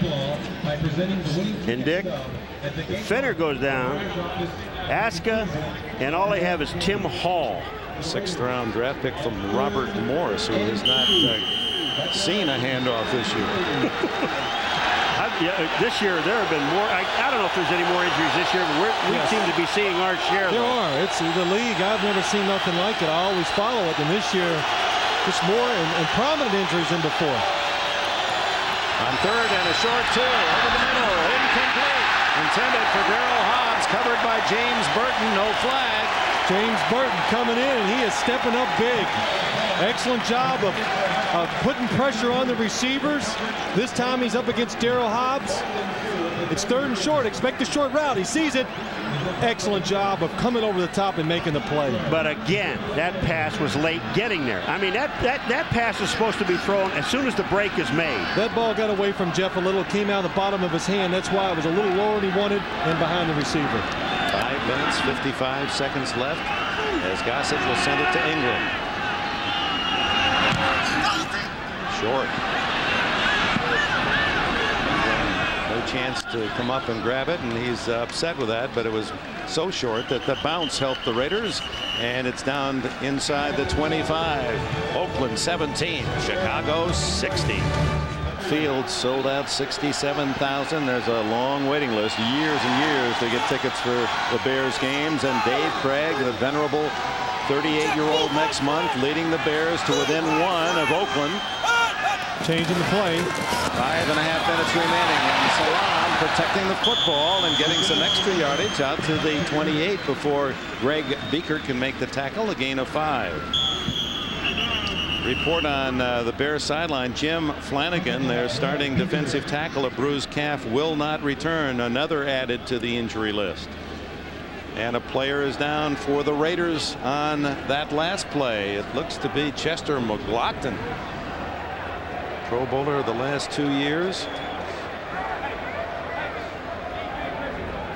His mama Hazel, back in Whiteville, North Carolina, still works for the local fire department.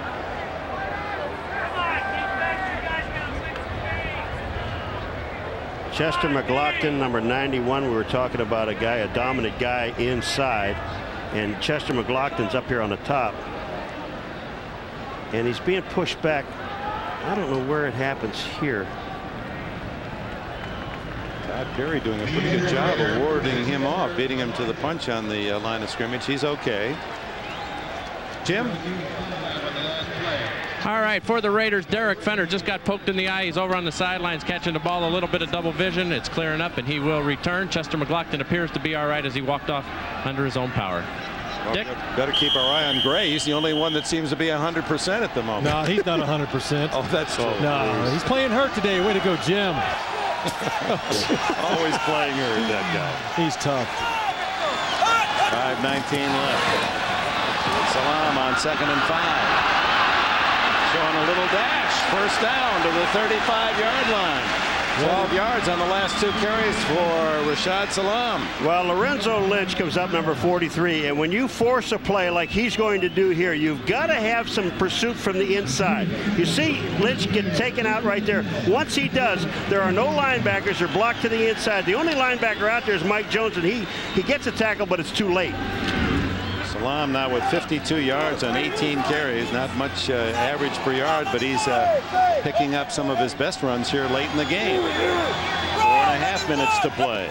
Conway in motion. The first down throw incomplete. Intended for Tony Carter. Let's check on other action to the NFL studios in New York.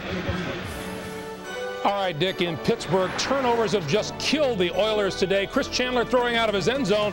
Darren Perry at the 13-yard line with the interception, returns it for a touchdown. The Steelers have 20 points today off of 4 Oiler turnovers. They lead at 30-14, 3:40 to play, Dick. All right, Greg and Bill Powers' team certainly came back to life in a hurry, didn't they? Salam on the draw play, breaks into the clear. Running over Raiders and a first down at the 48 before Trapp and Lynch can stop him.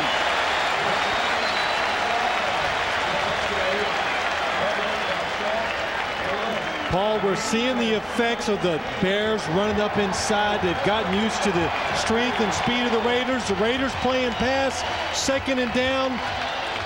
They do not show the discipline up front. They open the hole up for the Bears. Good job of running by Salam. Longest run of the day for Rashad Salam. 17 yards on that one. He gets the call again, and nothing there as Chester McLaughlin has returned. Bolster that interior defense for Oakland. Did Jeff Jagger say to Jim Gray before this game, I hope this thing doesn't come down to a field goal and I have to kick it?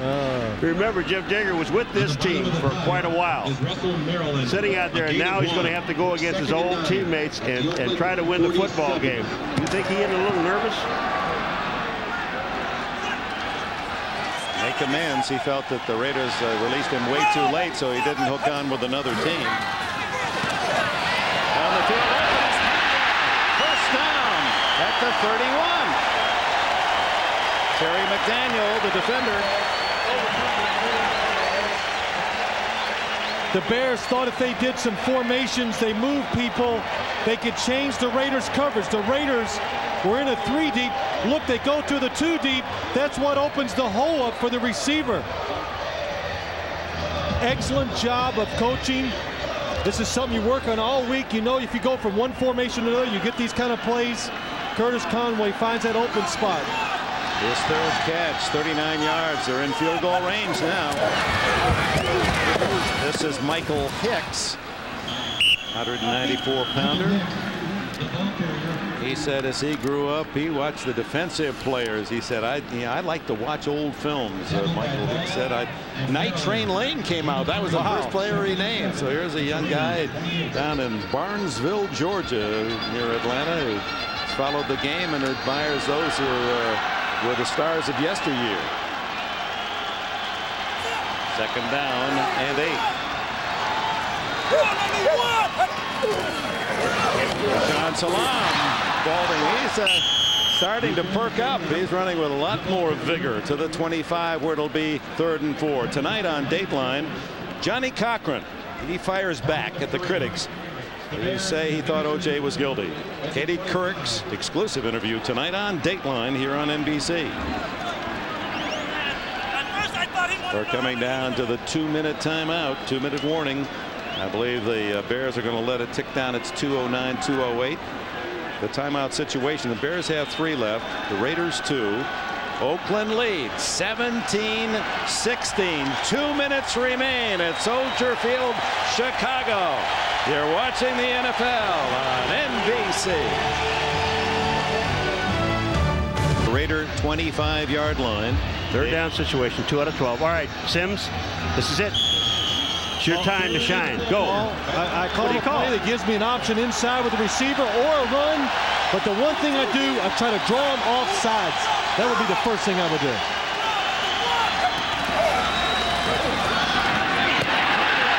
Stop and go on trap. First down at the 15. Now the Raiders will have to call time. 150, 149, and Mike White signals for the timeout. That is an excellent throw timing play between Dave Craig and Curtis Conway. It's pressure defense, and you could see the ball getting out there just as Curtis Conway is turning around. Excellent anticipation by Dave Craig. All right, now we showed you about Hostetler throwing the ball, and they were timing patterns. This was an absolute example of timing because Conway, the ball was in the air as he was making his move. And when you see Conway and the ball coming out, watch Craig. Boom, boom, 3 steps, and then fire. Now, that ball is out there. Trap has no chance. Well, that's right. The other thing is they're playing that the defender, Paul, cannot turn around before the ball gets there. Again, it just takes a lot of confidence in the quarterback and receiver. And the Raiders playing at that corner with their 3rd corner. I mean, they have Albert Lewis and Larry Brown, and they're using trap there. I don't know why Albert Lewis has not been in there, but Larry Brown was brought over probably to be a starter. Of course he was brought over to be a starter with the contract he got, but after last week they decided to go with James Trapp, and James Trapp has done a fairly good job today. That's a tough play to defend he had on that last completion. So they're well in field goal range, trailing by 1 the Bears, 17-16.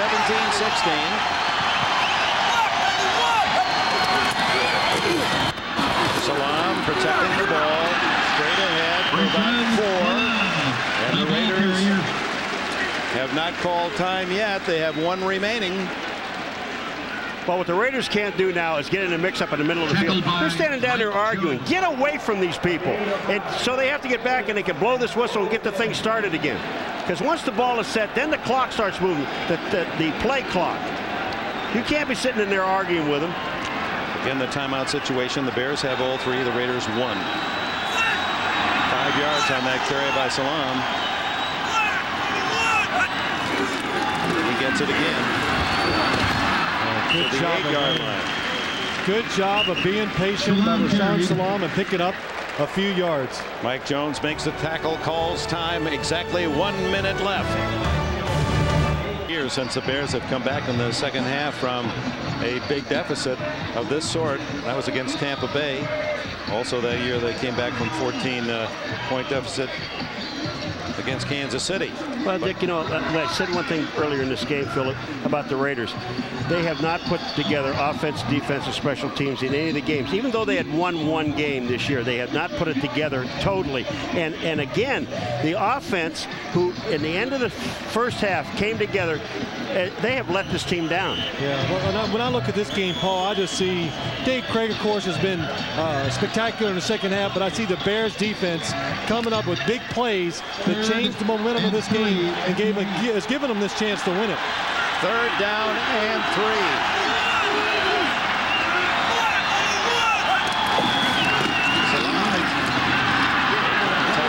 They know his reputation. He has coughed it up as a rookie. Made too many fumbles. And now with 4th down, they'll just let the clock run down. That'll deny, should they make this one. Raiders having much time to try to rally. It'll be a fairly short field goal attempt by Jaeger, who has 3 today, 1 from 44, and 2 others in this quarter from 24 and from 40 yards. You know, the thing about this game is that the Raiders came out and they wanted to play smash mouth and get in the physical with him. Wisniewski, we saw it at the beginning. Yeah. They start popping guys. The problem is you went up against a team that popped you back. These guys, they didn't back down at all. I think it played into the hands of the Chicago Bears today, because they couldn't have. I don't think they're capable of winning a shootout against the Raiders. They wanted this to be a physical, tough, low-scoring game, and they got what they wanted. So the Bears call time. They let the clock run down to 15 seconds. And use their timeout to set up the field goal. Sauerbrunn to hold it for Jeff Jaeger, and what a small world it is. Here's Jaeger out of work for more than a month, and finally, because of Carlos Huerta's failures here in Chicago, they look around and here's Jaeger. Yeah, it amazes me though, Jake, the teams that have cut these good kickers, and he really is the first one that comes to mind. And I got to believe, and Paul, maybe you disagree, that the reason he was cut strictly to save a little money on the salary cap when these guys have so much to do with the outcome of games and seasons. Well, they know that special teams win or lose at least 4 games. 30 yards for the win.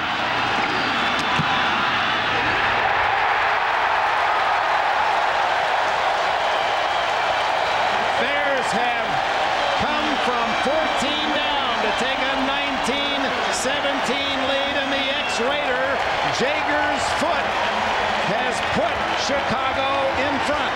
Did you see what he did? As soon as he kicked the football, he looked right at the Raider bench and went, yeah. Yeah. Cut me, will you? Revenge is a great thing in this game. It really is. It makes you feel good, and I got to give him a lot of credit. These last 2 field goals, the snap has been low on both of them.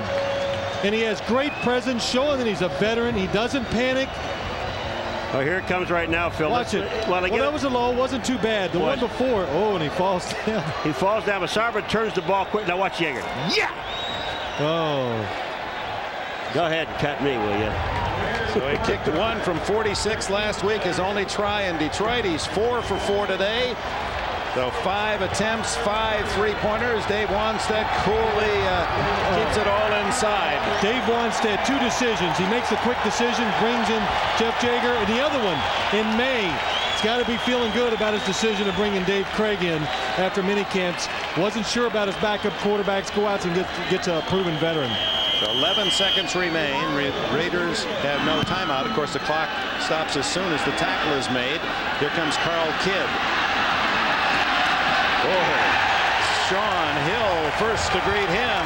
Sean Harris, rather, number 57. 6 seconds, 1 desperation play for the Raiders, and that would take so much time that it has to go all the way. There wouldn't be time to get or a defensive penalty. That's really what you hope for here. Hope one of the Bears defenders run into your offensive players, give you a chance for one more play. You know, one other thing that's interesting about Jaeger is if Huerta would have been kicking the ball very well, this guy might still be sitting out there and not playing for anyone.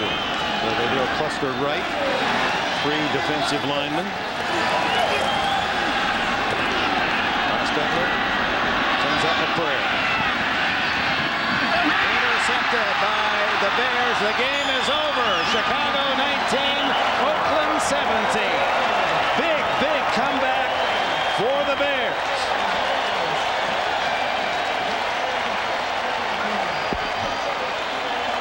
The Raiders go 1-4. The Bears are 2-3.